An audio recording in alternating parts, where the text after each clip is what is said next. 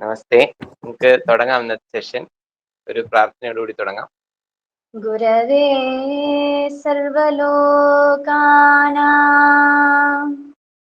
ഭിഷജേ ഭവരോഗിണാം നിധയേ സർവവിദ്യാനാം ശ്രീദക്ഷിണാമൂർത്തയേ നമഃ. സദാശിവസമാരംഭാം ശങ്കരാചാര്യമധ്യമാം അസ്മദാചാര്യപര്യന്താം വന്ദേ ഗുരുപരമ്പരാം വന്ദേ ഗുരുപരമ്പരാം. നമസ്തേ. ഇന്നത്തെ പ്രത്യേകത എന്ന് പറയുന്നത് നമ്മൾ മെന്റൽ ഹെൽത്ത് അവയർനെസ് മന്ത് ആണ്. മെയ് മാസം മെന്റൽ ഹെൽത്ത് അവയർനെസ് മന്ത് ആയിട്ട് ആചരിക്കുകയാണ്. കഴിഞ്ഞ വർഷവും അതിന്റെ മുൻപത്തെ വർഷവും ഒക്കെ നമ്മൾ ആര്യധാരായജ്ഞഗീതൻ വിവിധ പരിപാടികൾ മെന്റൽ ഹെൽത്ത് അവയർനെസ് മന്തുമായി ബന്ധപ്പെടുത്തി നടത്തിയിരുന്നു. ഇത്തവണ കുറച്ചുകൂടി വിപുലമായ പരിപാടികളാണ് പ്ലാൻ ചെയ്തിരിക്കുന്നത്. അതുകൊണ്ട് തന്നെ പ്രോഗ്രാമുകൾക്ക് മുന്നോടിയായിട്ട് 2 പ്രീ വർക്ക്ഷോപ്പുകൾ, ഒന്ന് കഴിഞ്ഞ ഒരു നാഷണൽ ലെവൽ വർക്ക്ഷോപ്പ്, അത് ആയുഷ് പ്രാക്ടീഷണേഴ്സിന് വേണ്ടിയായിരുന്നു. ആയുർവേദ, യോഗ, സിദ്ധ, യുനാനി, ഹോമിയോപ്പതി പ്രാക്ടീഷണേഴ്സിന് വേണ്ടിയിട്ടായിരുന്നു. 27-ാം തീയതി ഒരു നാഷണൽ ലെവൽ വർക്ക്ഷോപ്പ് നടത്തി. അത് കുറെ പേര് പങ്കെടുത്തിരുന്നു. അതിനകത്ത് പലരും അവരവരുടെ സ്ഥലങ്ങളിൽ മെയ് മന്തിൽ മെന്റൽ ഹെൽത്ത് അവയർനെസ് പ്രോഗ്രാമുകൾ നടത്താൻ തയ്യാറായി വന്നിട്ടുണ്ട്. അവർ നടത്താം, അല്ലെങ്കിൽ നമ്മൾ നടത്താം, അല്ലെങ്കിൽ അവർക്ക് നമ്മുടെ സഹായത്തോടുകൂടി നടത്താം. ഏത് രീതിയിലായാലും നമ്മുടെ ഉദ്ദേശം എന്ന് പറയുന്നത് മാനസിക ആരോഗ്യത്തിന്റെ അളവ് അല്ലെങ്കിൽ മാനസിക ആരോഗ്യത്തിന്റെ തലം താഴേക്ക് പൊക്കൊണ്ടിരിക്കുന്ന ഒരു കാലഘട്ടത്തിലാണ് നമ്മൾ ജീവിക്കുന്നത്. നമ്മൾ വിചാരിക്കും നമ്മൾ ഓക്കെ ആണ് എന്ന് വിചാരിക്കും, പക്ഷേ നമ്മൾ ഓക്കെ അല്ല. അതാണ് സത്യം. നമ്മൾ ഓക്കെ അല്ല എന്ന് പറഞ്ഞാൽ ഏതൊരു ചെറിയ കാര്യങ്ങളും നമ്മളെ വളരെയധികം ഇറിറ്റേറ്റ് ചെയ്യിക്കുന്നുണ്ട്. ഒരു വ്യക്തി നിങ്ങളോട് എന്തെങ്കിലും സംസാരിച്ചാൽ പോലും ആ കാര്യം നിങ്ങളുടെ ഒരു ദിവസത്തെയോ അല്ലെങ്കിൽ ജീവിതത്തിലെ കുറെ ദിവസങ്ങളെയോ നഷ്ടപ്പെടുത്തുന്ന തരത്തിലേക്ക് നിങ്ങളുടെ മനസ്സിനെ കൊണ്ടുപോകും. അതായത് ഒരു ദിവസം 5 മിനിറ്റ് ഉണ്ടായ വഴക്കോ ദേഷ്യമോ ഏതെങ്കിലും ഒരു സാഹചര്യമോ ആ സാഹചര്യം കൊണ്ട് 5 ദിവസത്തോളം നിങ്ങളുടെ എല്ലാ ആക്ടിവിറ്റീസും നിങ്ങളുമായി ബന്ധപ്പെട്ട് നിൽക്കുന്നവരോട് കൂടിയുള്ള റിലേഷനും എല്ലാത്തിനെയും ബാധിക്കുന്ന ലെവലിലേക്ക് പോകുന്നു. അതിന്റെ അർത്ഥം നിങ്ങൾ മാനസികമായ ആരോഗ്യം കുറഞ്ഞവരാണ് എന്നാണ്. ആ സാഹചര്യത്തിലുള്ള കാര്യങ്ങളെ, ഓരോരോ സന്ദർഭത്തിലും സാഹചര്യത്തിലും ഉള്ളതിനെ അതുപോലെ ആ സമയത്ത് മാത്രം കാണാൻ നമുക്ക് കഴിഞ്ഞാൽ വി ആർ മെന്റലി ഹെൽത്തി. അതല്ല എങ്കിൽ, അത് നമ്മൾ ക്യാരി ഓവർ ചെയ്ത് കൊണ്ടുപോയി നമ്മുടെ എല്ലാ ആക്ടിവിറ്റീസിനെ അത് ബാധിക്കുന്നുണ്ടെങ്കിൽ നമ്മൾ മാനസികമായി ആരോഗ്യമുള്ളവരല്ല എന്നാണ് അർത്ഥം. അപ്പൊ അതുകൊണ്ട് തന്നെ നമ്മൾ എല്ലാവരും മാനസികാരോഗ്യത്തോടുകൂടി നിലനിൽക്കണം എന്നുള്ള ഉദ്ദേശത്തോടു കൂടി, എല്ലാവരും എന്ന് പറയുമ്പോൾ നമുക്ക് എല്ലാവരിലും എത്താൻ കഴിയില്ല, നമുക്ക് എത്താൻ കഴിയുന്ന അത്ര ആളുകളിലേക്ക് സന്ദേശം എത്തിക്കുക എന്നുള്ള ഉദ്ദേശത്തിലാണ് ഈ പരിപാടി. ഇത് കേൾക്കുന്നവർക്ക് അവരവരുടെ സ്ഥലങ്ങളിൽ, ഏത് പ്രൊഫഷൻ ആയിക്കോട്ടെ, ടീച്ചേഴ്സിനാവാം, മറ്റേതൊരു പ്രൊഫഷനുള്ളവരായിരിക്കാം, അവരവരുടെ സ്ഥലങ്ങളിൽ മെന്റൽ ഹെൽത്ത് അവയർനെസ് പ്രോഗ്രാമുകൾ നടത്താൻ ഈ ഒരു മാസം, മെയ് മാസത്തിൽ നടത്താൻ ഏതു രീതിയിലുള്ള സഹായം വേണമെങ്കിലും ചെയ്തു തയ്യാറാണ് നമ്മൾ തന്നെ ചെയ്യണമെങ്കിൽ ഓൺലൈൻ പ്രോഗ്രാം ആണെങ്കിൽ അങ്ങനെ, തിരുവനന്തപുരം ജില്ലയിലാണെങ്കിൽ നമുക്ക് വന്ന് ചെയ്യാൻ പറ്റുന്ന സ്ഥലങ്ങളാണെങ്കിൽ അങ്ങനെ ചെയ്യാം. ഏതാണെങ്കിലും ഈ ഒരു സന്ദേശം പരമാവധി ആളുകളിലേക്ക് എത്തിക്കാൻ നിങ്ങളുടെ സഹകരണം കൂടി ഉണ്ടാവണം എന്ന് പ്രോഗ്രാം തുടങ്ങുന്നതിന് മുമ്പ് അഭ്യർത്ഥിക്കുകയാണ്. ഈ മാസത്തിൽ തന്നെ കുറെ പ്രോഗ്രാമുകളുടെ കൂട്ടത്തിൽ ഒരു പ്രധാനപ്പെട്ട പ്രോഗ്രാം നമ്മൾ ചെയ്യുന്നത് കോട്ടൂരുള്ള ഒരു വനവാസി മേഖലയിൽ അവിടുത്തെ നമ്മുടെ സഹോദരങ്ങളായ കുറച്ച് ആൾക്കാർ, വനവാസി സഹോദരങ്ങളുടെ വിദ്യാഭ്യാസവും ഒരു ജീവിത ശൈലികളും മെച്ചപ്പെടുത്തി അവരെ ഒരു ഉയർന്ന ജീവിത നിലവാരത്തിലേക്ക് കൊണ്ടുവരാൻ ഉള്ള ഭാഗമായി നടത്തുന്ന ശ്രമങ്ങളിൽ ഒരു ദിവസത്തെ പ്രോഗ്രാം നമ്മുടെ ഭാഗമായി നമ്മൾ നടത്തുന്നുണ്ട്.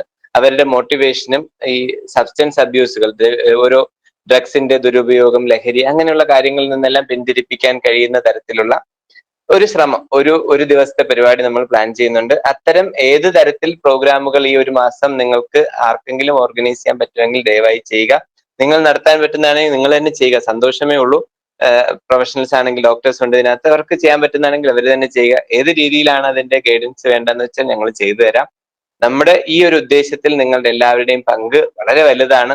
അപ്പോൾ ഈ ഒരു ആര്യസത്വ ടീമിന്റെ പൂർണ്ണമായ സഹകരണം ഈ ഉദ്യമത്തിൽ പ്രതീക്ഷിക്കുന്നു. അതുകൊണ്ടാണ് മെയ് 1 തുടങ്ങാൻ പോകുന്ന പരിപാടികൾക്ക് മുന്നോടിയായി ഇത്തരം പ്രോഗ്രാം സംഘടിപ്പിക്കുന്നത്. മാത്രമല്ല, നമ്മൾ ഒരു സ്ഥലത്ത് പോയി മെന്റൽ ഹെൽത്ത് അപ്ലിഫ്റ്റ് ചെയ്യാൻ ഉയർത്താൻ ശ്രമിക്കുമ്പോൾ നമ്മുടെ മാനസികാരോഗ്യം ഉയർന്നിരിക്കണ്ടേ? എനിക്ക് രാവിലെ തൊട്ട് മൂഡ് ഓഫ് ആണ്, എന്നിട്ട് ഞാൻ വന്ന് നിങ്ങളോട് ഉയരൂ എന്ന് പറഞ്ഞ് നടക്കോ? അല്ലെങ്കിൽ എനിക്ക് പറയാൻ കഴിയുമോ? ഞാൻ ആരോഗ്യത്തോടെ ഇരുന്നാൽ മാത്രമല്ലേ പറയാൻ കഴിയുള്ളൂ, അല്ലെങ്കിൽ ഞാൻ ആരോഗ്യത്തോടെ ഇരുന്നാൽ മാത്രമല്ലേ പ്രവർത്തിക്കാൻ കഴിയുള്ളൂ. വീട്ടിലായാലും വീട്ടിലെ ഓരോ അംഗങ്ങളും നിങ്ങൾ ഹെൽത്തി ആയിരുന്നാൽ, മെന്റലി ഹെൽത്തി ആയിരുന്നാൽ മാത്രമേ ബാക്കിയുള്ളവരെ ഹെൽത്തി ആക്കി വെക്കാൻ പറ്റൂ. മക്കളോട് പറയും, എനിക്ക് ഭയങ്കര വിഷമമാണ്, നീയെങ്കിലും വിഷമിക്കാതിരിക്കൂ. നടക്കോ? എന്റെ വിഷമം മാറ്റൂ, ഞാൻ ആ വിഷമത്തെ തരണം ചെയ്യാൻ പഠിക്കൂ. എന്നിട്ട് നിങ്ങൾ മക്കളോട് പറയൂ, ഞാൻ എന്റെ വിഷമത്തിനെ തരണം ചെയ്തു, ഞാൻ ഈ പ്രതിസന്ധികളെല്ലാം അതിജീവിച്ചു, നിങ്ങൾ ഇത് കണ്ടു വളരൂ, ഇതിലും വലിയ പ്രതിസന്ധി വന്നാലും നിങ്ങൾ നേരിടണം എന്ന് പഠിപ്പിച്ചു കൊടുക്കണമെങ്കിൽ രക്ഷിതാക്കൾ എന്ത് ചെയ്യണം? അതിനെ അതിജീവിക്കാൻ പഠിക്കണം. അധ്യാപകർ, ഡോക്ടർമാർ ഒരു സങ്കടം വന്നാൽ, അല്ലെങ്കിൽ ഒരാളുടെ വിഷമം കേട്ടിരുന്ന് കരയുന്ന ഒരാളാണെങ്കിൽ ആ കരയുന്ന ആൾക്ക് വേറൊരാളുടെ കണ്ണീര് തുടയ്ക്കാൻ പറ്റുമോ? പറ്റില്ല. ആ കണ്ണീരിനെ എങ്ങനെ അതിജീവിക്കാമെന്ന് സ്വന്തം ജീവിതം കൊണ്ട് തെളിയിക്കുമ്പോൾ മാത്രമേ നമുക്ക് മറ്റൊരാൾക്ക് മാതൃകയാവാൻ കഴിയൂ. അതുകൊണ്ട് തന്നെ ഈ പ്രോഗ്രാമിലേക്ക്, അതായത് മെയ് മാസത്തെ പരിപാടികളിലേക്ക് പോകുന്നതിന് മുമ്പ് നമ്മുടെ ഈ കൂട്ടായ്മയിലുള്ളവർ മാനസികമായ ആരോഗ്യത്തിൽ ഉയർന്നു നിൽക്കണം. ആ ഒരു പർപ്പസ് ആണ് ഇന്നത്തെ പ്രോഗ്രാം, ഇന്നത്തെ 1.5 മണിക്കൂർ സെഷനിലുള്ളത്. എല്ലാവരും പൂർണ്ണമായും ഇതിലേക്ക് ഇൻവോൾവ് ആയിരിക്കണം. മറ്റ് വീഡിയോ ഓൺ ചെയ്യാൻ പറ്റുന്നവർ വീഡിയോ ഓൺ ചെയ്തിരിക്കുക. മറ്റ് പരിപാടികൾ ഉണ്ടെങ്കിൽ അതെല്ലാം കുറച്ച് സമയത്തേക്ക് മാറ്റിവെച്ച് ഇതിലേക്ക് ഇൻവോൾവ് ആവുക. വേറൊന്നിനല്ല, അങ്ങനെ ഇൻവോൾവ് ആവുമ്പോൾ മാത്രമേ ഇതിനകത്ത് പൂർണ്ണമായ ബെനിഫിറ്റ് കിട്ടുള്ളൂ. പ്രാക്ടിക്കൽ സെഷൻസ് ഉണ്ട്, കയ്യിൽ കരുതാൻ പറഞ്ഞ കാര്യങ്ങളെല്ലാം കരുതിയിരിക്കുക. പ്രാക്ടിക്കൽ സെഷൻസ് ഉണ്ട്. ഈ സമയത്ത് ചെയ്യാൻ കഴിയുന്ന രീതിയിലുള്ള പരമാവധി ബെനിഫിറ്റ്സ് നിങ്ങൾക്ക് എത്തിക്കുക എന്നുള്ളതാണ് നമ്മുടെ ഉദ്ദേശം. ഈ മെയ് മന്തിലെ പ്രോഗ്രാമുകളെ കുറിച്ചുള്ള ഒരു ഇൻട്രൊഡക്ഷൻ ആണ് ഞാനിപ്പോ പറഞ്ഞത്. നമ്മൾ ഇന്നിനി എന്തൊക്കെ ചെയ്യാൻ പോകുന്നു, അല്ലെങ്കിൽ എന്തിനാണ് നമ്മൾ ഇന്നത്തെ പ്രോഗ്രാം എന്നുള്ളത് ഡോക്ടർ ആര്യ നിങ്ങളോട് വിശദീകരിക്കുന്നതാണ്. നമസ്തേ. എങ്ങനെ തുടങ്ങണം എന്ന് അറിഞ്ഞൂടാ അല്ലേ? ആർക്ക്? എനിക്കല്ല കേട്ടോ, എനിക്ക് ഈ പ്രോഗ്രാം എങ്ങനെ തുടങ്ങണം എന്ന് അറിഞ്ഞൂടാ എന്നല്ല ഞാൻ ഈ പറഞ്ഞത്. പൊതുവെ എല്ലാ കാര്യത്തിനും എല്ലാവരും ഇറങ്ങി തിരിക്കുമ്പോഴത്തേക്കും ആദ്യം ഉണ്ടാകുന്ന ഒരു ചിന്തയാണ്, ഇത് എങ്ങനെ തുടങ്ങണം, ഇതെങ്ങനെ ചെയ്യണം. പ്രധാനപ്പെട്ട കാര്യം ഒരു ഭയമാണ്, അതിന് സ്റ്റാർട്ടിങ് ഒരു എങ്ങനെ വേണം എന്ന് അറിഞ്ഞുകൂടാത്തത്. പിന്നെ ഒരു ആത്മവിശ്വാസ കുറവാണ്. അതിലും വലുത് എന്താന്ന് ഞാൻ പറയട്ടെ. ഇതൊക്കെ രണ്ടും സാധാരണമാണ്. ഒരു ആത്മവിശ്വാസക്കുറവും ഭയവും ഒക്കെ സാധാരണമായിട്ടും മനുഷ്യന്റെ ജന്മത്തിൽ ഉണ്ടാവുന്ന കാര്യങ്ങൾ തന്നെയാണ്. അതിലുപരിയായി സംഭവിക്കുന്ന ഒരു കാര്യം എന്താണെന്ന് അറിയാമോ? എക്സ്പെക്ട് ചെയ്യുന്നത് പോലെ അത് വരുമോ ഇല്ലയോ എന്നുള്ളൊരു ഭയം. എക്സ്പെക്ട് ചെയ്യുന്നത് പോലെ ഒരു കാര്യം തുടങ്ങുന്നതിന് മുമ്പ്, ഒരു കാര്യം ചെയ്യുന്നതിന് മുമ്പ് അത് എക്സ്പെക്ട് ചെയ്യുന്ന, ഒരു കറി ഉണ്ടാക്കുന്നതിന് മുമ്പ് നമ്മൾ ആഗ്രഹിക്കുന്ന പോലെ ശരിയായിട്ട് വരുമോ എന്തോ എന്ന് അമ്മമാർക്ക് തോന്നാറില്ലേ?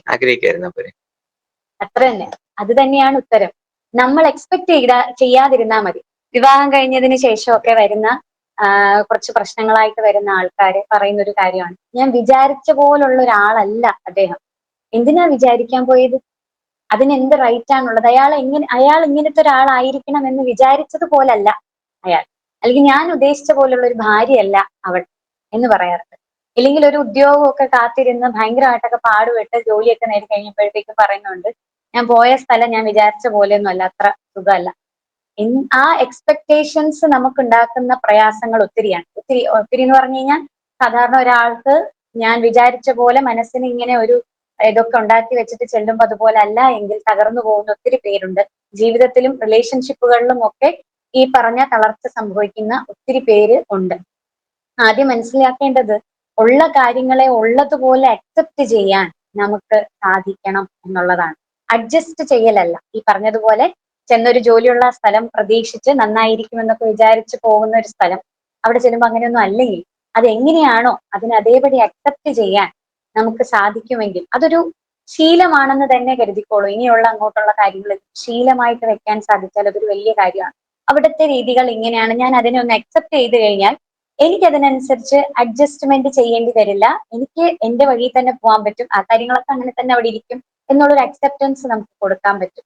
ഇതിന്റെ നേട്ടം എന്താണെന്ന് പറഞ്ഞാൽ, ആദ്യമേ ഈ കാര്യം പറഞ്ഞതിന് കാര്യം എന്താന്ന് വെച്ച് കഴിഞ്ഞാൽ, എല്ലാവരും ഡോക്ടർ കുറച്ചു മുമ്പേ പറഞ്ഞതുപോലെ എവിടെയും എന്ത് കാര്യത്തിലും സ്റ്റേബിൾ ആയിട്ടുള്ള ഒരു മനസ്സുള്ള ആൾക്കാരെ നമുക്ക് കാണാൻ ഇപ്പോൾ വളരെ കുറവാണ്. അവർ സ്റ്റേബിൾ അല്ല. എന്താണ് സ്റ്റേബിൾ ആയിട്ടുള്ള മനസ്സുള്ള ആൾക്കാർ, അല്ലെങ്കിൽ മാനസികാരോഗ്യമുള്ള, നല്ല മാനസികാരോഗ്യമുള്ള, ആരോഗ്യത്തോടു കൂടി ഇരിക്കുന്ന മനസ്സുള്ള ഒരാള് എന്ന് പറയുന്നത് എന്താണ്? തൊട്ടെപ്പെട്ട് തെറിയാൻ പാടില്ല. തൊട്ടാൽ പൊട്ടിത്തെറിക്കാൻ പാടില്ല, അതൊരു കാര്യം തന്നെയാണ്. എന്നാലും അതിൽ കൂടുതൽ എന്തൊക്കെ പറയാം. അവനവനൊരു കഴിവുണ്ട്. നമുക്ക് ഓരോരുത്തർക്കും ഓരോ രീതിയിലുള്ള കഴിവുകളുണ്ട്. ഈ കഴിവിനെ എല്ലാം തിരിച്ചറിയുകയും ഈ കഴിവിനെ എല്ലാം പ്രയോജനപ്പെടുത്തിക്കൊണ്ട് മുമ്പോട്ടുള്ള പ്രതിസന്ധികളെയൊക്കെ തരണം ചെയ്തുകൊണ്ട് മുന്നിലേക്ക് പോവുകയും അവനവന് വേണ്ടിയും സമൂഹത്തിന് വേണ്ടിയും ഇതിനെയെല്ലാം പ്രൊഡക്റ്റീവായിട്ട് ഉപയോഗിക്കാൻ കഴിയുന്ന ഒരു വ്യക്തി ഉണ്ടെങ്കിൽ, വാക്കുകൾ ശ്രദ്ധിക്കണം, അവനവന് വേണ്ടിയും സമൂഹത്തിന് വേണ്ടിയും പ്രൊഡക്റ്റീവായിട്ട് ഈ കഴിവുകളെല്ലാം പ്രയോജനപ്പെടുത്താൻ സാധിക്കുന്ന ഒരാൾ, പ്രതിസന്ധികളെല്ലാം ഇതേ കഴിവുകൾ ഉപയോഗിച്ചുകൊണ്ട് തന്നെ, ആ സമയത്ത് എനിക്ക് ഇങ്ങനെ ഒരു കഴിവില്ലാതെ പോയി, അതുകൊണ്ട് എനിക്കത് പറ്റൂല എന്ന് വിചാരിച്ചിരിക്കാതെ ഉള്ള കഴിവിൽ ഏതിനെ എടുത്ത് പ്രയോജനപ്പെടുത്താം എന്ന് ചിന്തിച്ച് മുന്നോട്ട് സന്തോഷമായിട്ട് പോകുന്ന ഒരു വ്യക്തിയെ, നല്ല ഒരു മാനസികാരോഗ്യമുള്ള ഒരാളാണ് എന്ന് തന്നെ നമുക്ക് പറയാൻ പറ്റും. എന്നാൽ ഒന്ന് ചിന്തിച്ചു നോക്കൂ, നമുക്ക് ചുറ്റും അങ്ങനെയുള്ളവർ എത്ര പേരുണ്ട്? അങ്ങനെ തന്നെയാണോ എല്ലാവരും? പൂർണ്ണമായും എല്ലാവരും അവരവരുടെ ജീവിതത്തിൽ തൃപ്തരാണോ? സന്തോഷം നിറഞ്ഞവർ തന്നെയാണോ? നമ്മൾ മലയാളികൾ ആദ്യമായിട്ട് ഒരാളെ കാണുമ്പോൾ ചോദിക്കൂലേ, എങ്ങനെയുണ്ട്, എങ്ങനെ ഇരിക്കുന്നു എന്ന് ചോദിച്ചാൽ അവർ ആദ്യം പറയുന്ന ഒരു മറുപടി ഉണ്ട്, അങ്ങനെയൊക്കെ പോകുന്നു, അങ്ങനെ ഇങ്ങനെയൊക്കെ പോകുന്നു എന്ന് പറയുന്ന കുറെ പേര്, അല്ലെങ്കിൽ തട്ടിയും മുട്ടിയും ഒക്കെ പോകുന്നടെ എന്ന് പറയുന്ന ആൾക്കാരുണ്ട്. മനസ്സറിഞ്ഞ് ഞാൻ സുഖമായിരിക്കുന്നു, സുഖമായിട്ട് പോകുന്നു എന്ന് പറയുന്ന ആരെങ്കിലും ഉണ്ടോ? പുറമേ പറയുന്ന ആൾക്കാരുണ്ട് കേട്ടോ, സുഖമായിട്ടിരിക്കുന്നു എന്ന് പറയുന്നവരുണ്ട്. പക്ഷെ എനിക്ക് തോന്നുന്നു മലയാളത്തിൽ മാത്രമേ ഈ പ്രയോഗം ഉള്ളൂ എന്ന് തോന്നുന്നു. ബാക്കി ഏത് ഭാഷയിൽ നോക്കിയാലും കൈസേ ഹോ എന്ന് പറഞ്ഞാൽ ഠീക്ക് എന്ന് പറയാം, ഹൗ ആർ യു എന്ന് ഐ ആം ഫൈൻ എന്ന് പറയും. എനിക്കൊന്ന് മലയാളത്തിൽ മാത്രമേ ഉള്ളൂ ഇത്തരം ഒരു മറുപടി റെക്കോർഡ് ചെയ്ത് വെച്ചേക്കുന്നത്. അതിന് വേറൊരു കാരണം കൂടെ ഉണ്ടെന്ന് എനിക്ക് തോന്നുന്നു. കാര്യം മലയാളികൾക്ക്, പ്രത്യേകിച്ച് നമ്മുടെ നാട്ടിലുള്ളവരെല്ലാവരും വിദ്യാഭ്യാസപരമായിട്ടും ഔദ്യോഗികപരമായിട്ടും അല്ലെങ്കിൽ സാമൂഹികമായ ഒരു സ്റ്റാറ്റസും ഒക്കെ നോക്കിക്കഴിഞ്ഞാൽ എല്ലാവരും നല്ലൊരു ഉയർച്ചയിലാണ്, എല്ലാം കിട്ടുന്നുണ്ട് കൃത്യമായിട്ട്. പക്ഷെ യഥാർത്ഥത്തിൽ എന്തോ അവർക്ക് കിട്ടാതെ പോകുന്നില്ലേ? എന്താണ് ആ കാര്യമെന്ന് മനസ്സിലാവുന്നുണ്ടോ എന്നൊന്ന് ചിന്തിക്കണം. നമ്മളുടെ ചുറ്റിനുള്ളവർ തന്നെ നിങ്ങളുമായി ഒരു ദിവസം നിങ്ങൾ കണ്ടുമുട്ടുന്ന ആൾക്കാരായിക്കോട്ടെ, സുഹൃത്തുക്കളായിക്കോട്ടെ, റിലേറ്റീവ്സ് ആയിക്കോട്ടെ, ആരായിരുന്നാലും അങ്ങനത്തെ ഒരു പൂർണ്ണതയുള്ള ആൾക്കാരുണ്ടോ എന്നൊന്ന് ആലോചിക്കേണ്ടിയിരിക്കുന്നു. ആദ്യം നമ്മൾ പൂർണ്ണരാണെങ്കിൽ മാത്രമേ നമുക്കിത്, അല്ലെങ്കിൽ നമുക്ക് നമ്മളെ പൂർണ്ണമായിട്ട് മനസ്സിലാക്കാൻ സാധിച്ചാൽ മാത്രമേ നമുക്ക് ഈ പറഞ്ഞ പോലെ നമുക്ക് ചുറ്റിനുള്ളവരെ മനസ്സിലാക്കാൻ സാധിക്കുള്ളൂ. ഈ ഹാപ്പി ആയിരിക്കണം എന്ന് പറഞ്ഞല്ലോ, എന്റെ ഒരു ചെറിയൊരു കാര്യം ചോദിക്കുകയാണ്. നിങ്ങളുടെ ജീവിതത്തിൽ ഞാൻ സന്തോഷമാകണമെങ്കിൽ ഇങ്ങനെ ചില കാര്യങ്ങളുണ്ട് എന്ന് കരുതിയിരിക്കുന്ന ഒത്തിരി പേരുണ്ട്. അല്ലെങ്കിൽ ഞാൻ ഹാപ്പി ആവാൻ, ഉദാഹരണം പറഞ്ഞു കഴിഞ്ഞാൽ കല്യാണം നടക്കാതിരിക്കുന്ന ഒരാള്, അയാൾക്ക് കുറെ കാലമായി കല്യാണമൊക്കെ ആലോചിക്കുന്നുണ്ട്, നടക്കുന്നില്ല. അയാളുടെ കല്യാണം വളരെ ആഘോഷമായിട്ട് ഒരു കുട്ടിയുമായിട്ട് കല്യാണം കഴിഞ്ഞു. അയാൾ പൂർണ്ണമായും സന്തോഷവാനായിരിക്കും? കല്യാണം നടക്കാൻ അവസരം തന്നു, കല്യാണം നടത്തി, നീ സന്തോഷമായോ എന്ന് ചോദിച്ചു കഴിഞ്ഞാൽ അന്നു മുതൽ അയാൾക്ക് പുതിയ കാരണങ്ങളാകും സന്തോഷത്തിന്. ഇനി വേണമെങ്കിൽ സന്തോഷമാണെങ്കിൽ വേറെ കുറച്ച് കാര്യങ്ങൾ ഉണ്ടാവും. ഇല്ലെങ്കിൽ അടുത്ത കാര്യം, ഈ ജോലി ഇല്ലാതെ, ഒരു പെർമനന്റ് ജോലി ഇല്ല, ദൈനംദിനമായിട്ടുള്ള ശമ്പളം മാത്രമേ ഉള്ളൂ. അങ്ങനെ ഇരിക്കുന്ന ഒരാൾ കഷ്ടപ്പെട്ട് പാടുപെട്ടൊക്കെ ഒരു പെർമനന്റ് ജോലിയുള്ള ഗവൺമെന്റ് ഇതിലേക്ക് കയറുന്നു. അന്നു മുതൽ അയാൾ പൂർണ്ണ തൃപ്തനാവുന്നുണ്ടോ? ഇല്ല. അയാൾ അടുത്ത കാര്യങ്ങളിലേക്ക് പോകുന്നുണ്ട്. അടുത്ത എന്തൊക്കെ, അതെ, എവിടെ ട്രാൻസ്ഫർ, ഇപ്പൊ ഞാൻ ഇവിടെ ആയിപ്പോയി, എനിക്ക് ഇങ്ങോട്ടേക്ക് ആയിരുന്നെങ്കിൽ, അതാണ് ഇനി എന്റെ സന്തോഷത്തിന്റെ ഒരു ഇതെന്ന് പറയാം. കുഞ്ഞുങ്ങള് വേറൊരെണ്ണം തന്നെ ആയിരിക്കും, ഉറപ്പായിരിക്കും. അല്ലെങ്കിൽ അതിന്റെ പുതിയൊരു തലത്തിലേക്ക് പോകാൻ പറ്റുന്നില്ലല്ലോ എന്നുള്ളത് തന്നെയായിരിക്കാം. ഇനി വേറൊരു കുഞ്ഞുങ്ങളില്ലാതെ കാത്തിരുന്ന കുറെ കാലം കഴിഞ്ഞിട്ട് കുഞ്ഞുങ്ങളെ കിട്ടിക്കഴിയുമ്പോഴത്തേക്കും, അന്ന് വരെ കുഞ്ഞുങ്ങളില്ല എന്നുള്ളതായിരുന്നു പ്രശ്നം. കുഞ്ഞുങ്ങളെ അല്ലെങ്കിൽ കുഞ്ഞിനെ കിട്ടിക്കഴിയുമ്പോൾ അതുമായി ബന്ധപ്പെട്ട എന്തെങ്കിലും പ്രശ്നമായിരിക്കും അവർക്കൊന്നുണ്ടാവുക. ശരിക്കും പറഞ്ഞാൽ ഇതിൽ എവിടെയാണ് സന്തോഷം എന്ന് ആർക്കെങ്കിലും കമന്റ് ചെയ്യാമെങ്കിൽ അങ്ങനെ, അല്ലെങ്കിൽ വോയിസ് ആയി പറയാമെങ്കിൽ അങ്ങനെ. എവിടെയാണ് അപ്പൊ ശരിക്കും ഒരാളുടെ സന്തോഷം ഇരിക്കുന്നത്? ഇങ്ങനെ എക്സ്പെക്ട് ചെയ്യുന്ന എന്തെങ്കിലും ഒരു കാര്യം നടക്കുമ്പോഴാണോ? പറയാമോ? അല്ലെങ്കിൽ മെസ്സേജ് ആയിട്ട് ഇടാമോ? ഉള്ളതിൽ ആഗ്രഹിച്ച് നേടാൻ ആഗ്രഹിക്കാതിരിക്കുക എന്നുള്ളത് നമ്മളൊരു സ്വയം കഴിവാണ്, അനുഭവം തന്നെയാണ്. ഞാൻ ആഗ്രഹിച്ചതെന്നുള്ള അങ്ങനെ ഒരു മനസ്സും പാകപ്പെടുത്തിയെടുക്കാം. വേറെ ആരോ എന്ന് പറഞ്ഞാൽ ഉള്ളതിൽ സംതൃപ്തി അടയുമ്പോൾ നമുക്ക് സാറ്റിസ്ഫാക്ഷൻ കിട്ടും, ഹാപ്പി കിട്ടും. ഉള്ളതിൽ സംതൃപ്തി അടയുമ്പോൾ സാറ്റിസ്ഫാക്ഷൻ. ശരിക്കും ഞാൻ ഈ പറഞ്ഞില്ലേ, ഇപ്പൊ പറഞ്ഞത് തന്നെയാണ് എനിക്കും പറയാനുള്ളത്. നമ്മുടെ എക്സിസ്റ്റിംഗ് സ്റ്റേറ്റ് ഓഫ് അഫയേഴ്സിൽ നമ്മൾ കണ്ടന്റഡ് ആണെങ്കിൽ, ആ ഒരു കണ്ടന്റ്മെന്റ് ആണ് എനിക്ക് തോന്നുന്നു നമുക്കൊരു സന്തോഷം തരുന്നത്. ബിക്കോസ് നമ്മൾ നമ്മുടെ ചുറ്റും നോക്കുകയാണ്. അപ്പം ഓരോ ആൾക്കുമുണ്ട് ഓരോ തരത്തിലുള്ള ബുദ്ധിമുട്ടുകളോ പ്രശ്നങ്ങളോ അല്ലെങ്കിൽ എന്താ പറയുന്നത് കുറവുകൾ, അവർ പ്രതീക്ഷിക്കുന്നതിന്റെ കുറവുകൾ. അങ്ങനെ അതെ ആവുമ്പം അത് നോക്കി എന്നവരിത് വരുവാണെങ്കിൽ അത് നമുക്ക് സന്തോഷം തരുമല്ലോ. അതെ. എന്ത് കിട്ടിയാലും ആ അതിൽ ഒരു സന്തോഷം കണ്ടന്റ്മെന്റ്. കണ്ടെത്താൻ പറ്റും. ശരിക്കും അതെ ഇപ്പൊ ഇത്രയും പറഞ്ഞില്ലേ, ഇത്രയും ഈ പറഞ്ഞ ഉദാഹരണങ്ങളിലൂടെ പോയത് എന്താണ് നമ്മൾ ഉണ്ടാക്കിയെടുത്ത ഉദാഹരണമല്ല ഞാനിപ്പോ ഇവിടെ ഇരുന്ന് പറഞ്ഞത്. ഈ പറഞ്ഞതെല്ലാം ഇദ്ദേഹത്തിന്റെ ജീവിതത്തില് ഡോക്ടർ അർജുൻ ചന്ദ് ഈ ഒരു 14 വർഷം കൊണ്ട് കണ്ട പേഷ്യൻസിലെ സാമാന്യമായി കണ്ടുവന്ന ആൾക്കാരുടെ ഒക്കെ ഒരു എന്താണ് കൂട്ടം സിംറ്റംസ് എന്ന് വേണമെങ്കിൽ പറയാം. മാനസികമായി ആരോഗ്യമില്ല എന്ന് പറയുമ്പോൾ തന്നെ ആദ്യത്തെ കാര്യം ചുറ്റുപാടുകളോട് സന്തോഷം കണ്ടെത്താൻ പറ്റുന്നില്ല എന്നുള്ളത് തന്നെയാണ്. അത് തന്നെയാണ് നമ്മൾ കണ്ടെത്തുന്ന ഏറ്റവും കോമൺ ആയിട്ടുള്ള ഫാക്ടർ. എല്ലാവരും ഈ പറഞ്ഞ ഈ ഒരു പ്രായം ചെന്ന ആൾക്കാരെന്നോ കുട്ടിയെന്നോ അല്ലെങ്കിൽ ഉദ്യോഗാർത്ഥിയെന്നോ ഉദ്യോഗം കിട്ടിയ ആളെന്നോ എന്നൊന്നും വ്യത്യാസമില്ല. എല്ലാവർക്കും ഏകദേശം അടുത്തൊരു സ്റ്റേജിൽ ഒന്ന് കിട്ടുമ്പോൾ അത് 10 ആക്കുക, അല്ലെങ്കിൽ ഈ സാമ്പത്തികമായ അഭിവൃദ്ധിയെ പറ്റി മാത്രമല്ല കേട്ടോ ഞാൻ ഉദ്ദേശിച്ചത്. മൊത്തത്തിൽ ജീവിത സാഹചര്യങ്ങളിൽ ഏതിനോടും ഒരു പൂർണ്ണമായ തൃപ്തിയില്ലാതെ മുന്നോട്ട് പൊയ്ക്കൊണ്ടിരിക്കുന്ന ആൾക്കാരെയാണ് നമ്മൾക്കിടയിൽ ഏറ്റവും കൂടുതൽ കാണുന്നത്. അതിലിപ്പോ മുതിർന്ന ഒരാളുടെ കാര്യം പറയുകയാണെങ്കിൽ പുള്ളി പേഷ്യന്റ് ആയിട്ട് വന്ന സമയത്ത് പറഞ്ഞത്, ഞാൻ ജോലി ചെയ്തുകൊണ്ടിരുന്ന സമയത്ത് ഭയങ്കര ഹാർഡ് വർക്കിംഗ് ആയിരുന്നു, എനിക്ക് ഒത്തിരി ജോലികൾ ഉണ്ടായിരുന്നു, ആ സമയത്ത് ഞാൻ ആഗ്രഹിച്ചു ഒന്ന് റിട്ടയർ ആയെങ്കിൽ, ഒന്ന് റിട്ടയർ ആയിട്ട് വേണം എനിക്ക് സന്തോഷമായിട്ടിരിക്കാൻ എന്ന് ആഗ്രഹിച്ചു. റിട്ടയർമെന്റ് കഴിഞ്ഞതിന് ശേഷം 3 മാസം കഴിഞ്ഞപ്പോഴത്തേക്കും അദ്ദേഹം മാനസികമായിട്ട് ഒത്തിരി തളർന്നുപോയി. അതിനുശേഷമാണ് നമ്മുടെ അടുത്ത് വരുന്നത്. അന്ന് അദ്ദേഹം പറഞ്ഞൊരു വാക്കുണ്ട്, എനിക്ക് ആ ജോലി മതിയായിരുന്നു, ഞാൻ ജോലി ചെയ്തുകൊണ്ടിരുന്നാൽ മതിയായിരുന്നു. ഇനി ആ സ്ഥലത്തേക്ക് പോകുമ്പോൾ തിരിച്ചാവും. അത് തന്നെയാണ് അവസ്ഥ. ശരിക്കും പറഞ്ഞാൽ ഈ മൊമെന്റ് നമ്മളിതാ ഈ ക്ലാസ്സിൽ നമ്മൾ കുറെ പേര്, ഒത്തിരി പേരുണ്ട് ഇതിനകത്ത്, 19 പേരോളം. അപ്പൊ ഇത്രയും പേരുമായിട്ട് ഞങ്ങൾ ഈ സംസാരിച്ചുകൊണ്ടിരിക്കുന്ന ഈ സമയമാണ് ഞങ്ങളെ സംബന്ധിച്ച് സന്തോഷം. സന്തോഷിക്കുന്ന ഒരു സമയം. ഈ സമയം ഇത് കഴിഞ്ഞ് ക്ലാസ് എല്ലാം കഴിഞ്ഞ് ഞങ്ങൾ ഞങ്ങളുടെ വീട്ടിലെ ഞങ്ങളുടെ കാര്യങ്ങളിലേക്ക് തിരിയുമ്പോൾ അവിടെ നമ്മൾ എന്ത് ചെയ്യുന്നോ അവിടെ തന്നെയാണ് നമുക്ക് അടുത്ത സന്തോഷം. എല്ലാവരും പറഞ്ഞതുപോലെ നമ്മുടെ ഉള്ളിൽ നമ്മൾ സന്തോഷമാണ് ആഗ്രഹിച്ച് മുമ്പോട്ട് പോയിക്കൊണ്ടിരിക്കുന്നത് എങ്കിൽ ഉറപ്പായിട്ടും നമുക്ക് കിട്ടുന്ന എന്തിലും നമുക്ക് സന്തോഷം കണ്ടെത്താൻ പറ്റും. എല്ലാ കാര്യത്തിലും സന്തോഷം കണ്ടെത്താൻ പറ്റും. നമ്മുടെ ഉള്ളിലുള്ളതേ വെളിയിലേക്ക് തുളുമ്പി വന്നുകൊണ്ടേ ഇരിക്കുകയുള്ളൂ. അങ്ങനത്തെ കാര്യങ്ങളിലേക്ക് എന്തും വരികയുള്ളൂ. അവിടെ എന്ത് സാഹചര്യം നെഗറ്റീവായിട്ട് വന്നാൽ പോലും നമ്മൾ അതിനെ തന്നെ ആയിരിക്കും, അതിനെ ഉപയോഗപ്പെടുത്തും. നേരത്തെ പറഞ്ഞ പോലെ എനിക്ക് ഇന്ന കഴിവില്ലല്ലോ എന്ന് പറഞ്ഞ് വിഷമിച്ചിരിക്കാതെ ഉള്ള കഴിവിനെ അവിടെ എങ്ങനെ പ്രയോജനപ്പെടുത്താം എന്ന് ആലോചിച്ച് പോകും. എനിക്ക് എന്തില്ല എന്നുള്ളതിന് പകരം എന്തുണ്ട് എന്നുള്ളതിൽ നമ്മുടെ കാര്യങ്ങൾ മുന്നോട്ട് പോകും. അതുകൊണ്ട് തന്നെ അങ്ങനെ ജീവിതത്തിൽ വിജയത്തിലേക്ക് പോകാനും കഴിയും. അതുപോലെ ഒരു കഥ പറയാം. പണ്ട് നമ്മുടെ പഴയ ക്ലാസ്സിലൊക്കെ ഒരിക്കലും പറഞ്ഞിരുന്ന ഒരു കഥയാണ്. ശങ്കരാചാര്യരുടെ കഥയാണ്. ശങ്കരാചാര്യർ കനകധാരാ സ്തുതി രചിക്കപ്പെട്ട ഒരു അവസരത്തിനെ പറ്റിയിട്ടുള്ള ഒരു കഥയാണ്. കേട്ടിട്ടുണ്ടാവും എല്ലാവരും. ശങ്കരാചാര്യര് ഭിക്ഷയാചിച്ച് ചെറിയ കുട്ടിയായിരിക്കുന്ന സമയം മുതലേ സന്യാസി വര്യനായിട്ട് പോവാണ്. ഭിക്ഷയാചിച്ചാണ് അന്നുള്ള അന്നം അദ്ദേഹത്തിന് കിട്ടുന്നത്. അപ്പോൾ ഭിക്ഷാം ദേഹി പറഞ്ഞ് ഓരോ വീടിന്റെ നടയിൽ എത്തുമ്പോൾ അവിടെ നിന്ന് എന്ത് കൊടുക്കുന്നു അത് സ്വീകരിക്കുന്നു. അന്നത്തേക്കുള്ളതായിട്ടുണ്ടെങ്കിൽ അവിടെ അദ്ദേഹം അത് ഭിക്ഷാടനം അവസാനിപ്പിച്ച് ചെന്നത് പാകം ചെയ്ത് കഴിക്കുക ചെയ്യുന്നത്. അങ്ങനെയാണ് എപ്പോഴും ഭിക്ഷാടനം ചെയ്യുന്നവരുടെ സന്യാസി വര്യന്മാർ എപ്പോഴും അങ്ങനെയാണ് ചെയ്യുന്നത്. അപ്പൊ അതിൽ ഒരു വീട്ടിലെത്തിയ സമയത്ത് ആദ്യമായിട്ട് ഒരു വീട്ടിലേക്ക് ചെന്ന് കയറുമ്പോഴത്തേക്കും അവിടുത്തെ അമ്മ ഇറങ്ങി വന്നിട്ട് പറയുന്നുണ്ട്, കുഞ്ഞെ, അല്ലെങ്കിൽ സന്യാസി ആയിരിക്കുന്നതുകൊണ്ട് തന്നെ ആ ഒരു എല്ലാ പരിഗണനയും ബഹുമാനവും കൊടുത്തുകൊണ്ട് തന്നെ അമ്മ പറയുകയാണ്, അവൻ ഇവിടെ വളരെ ദാരിദ്ര്യം അനുഭവിച്ചുകൊണ്ടിരിക്കുകയാണ്, ഇവിടെ ഒന്നും നിനക്ക് തരാനെന്നും പറഞ്ഞൊന്നുമില്ല.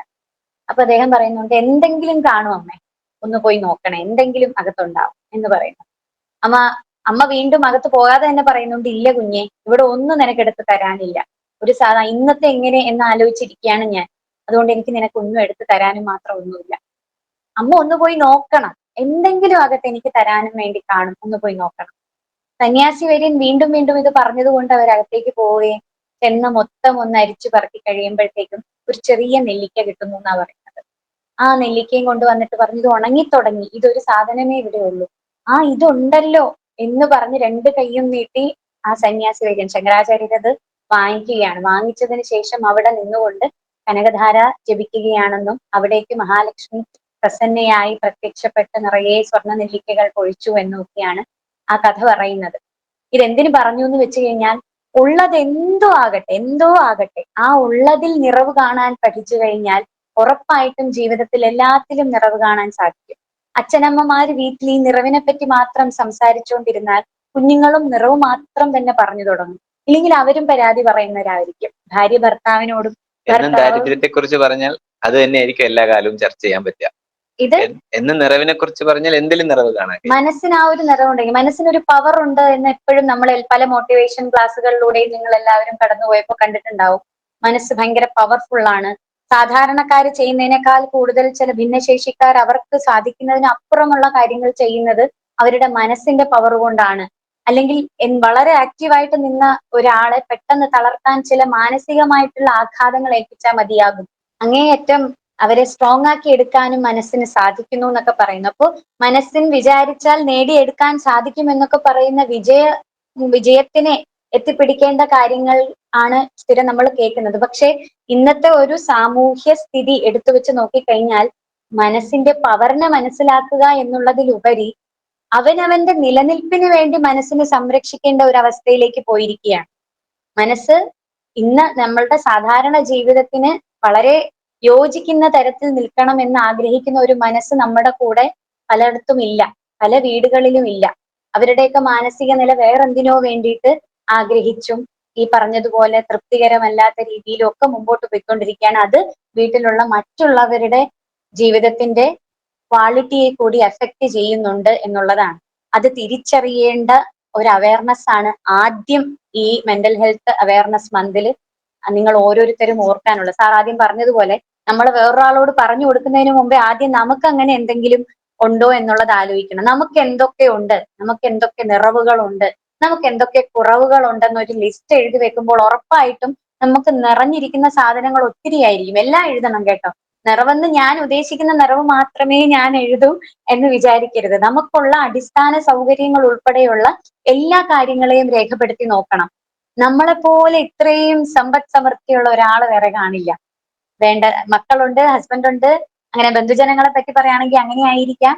പക്ഷേ സമ്പത്താണെങ്കിൽ അങ്ങനെ ആയിരിക്കാം. നമുക്ക് ആവശ്യമുള്ള കാര്യങ്ങളൊക്കെ നടക്കുന്നുണ്ടായിരിക്കാം. വീട്ടിൽ ആഹാരം കഴിക്കാൻ പറ്റുന്നുണ്ടോ, ഉറങ്ങാൻ പറ്റുന്നുണ്ടോ, നിങ്ങൾക്ക് സമയത്തിന് ടോയ്ലറ്റിൽ പോകാൻ ഒരു ടോയ്ലറ്റ് ഉണ്ടോ, നിങ്ങൾക്ക് കറണ്ട് ഉണ്ടോ, ഇതെല്ലാം നമുക്കുണ്ട്. നമ്മളുടെ ദൈനംദിനമായ കാര്യങ്ങൾ ചെയ്തു പോകാനുള്ള എല്ലാം ഉണ്ടായിട്ടും അതൊന്നും നമ്മൾ കാണാതെ ഏതോ ഒരു സാധനം ഇല്ലാത്തതിന്റെ പുറകെ ആയിരിക്കും നമ്മൾ പോകുന്നത്. അങ്ങനെയുള്ള നമ്മളെ തിരിച്ചറിഞ്ഞ് മാറ്റി നമ്മളെ മനസ്സിലാക്കി മാനസികാരോഗ്യം നേരത്തെ എന്താണോ ആ പറഞ്ഞത് അതുപോലുള്ള ഒരാളായി മാറുന്നുവെങ്കിൽ മാത്രമേ നമ്മുടെ വീട്ടിനകത്ത് ആർക്കെങ്കിലും ഈ ബുദ്ധിമുട്ടുകൾ ഉണ്ടെങ്കിൽ അത് മനസ്സിലാക്കാൻ പറ്റുള്ളൂ.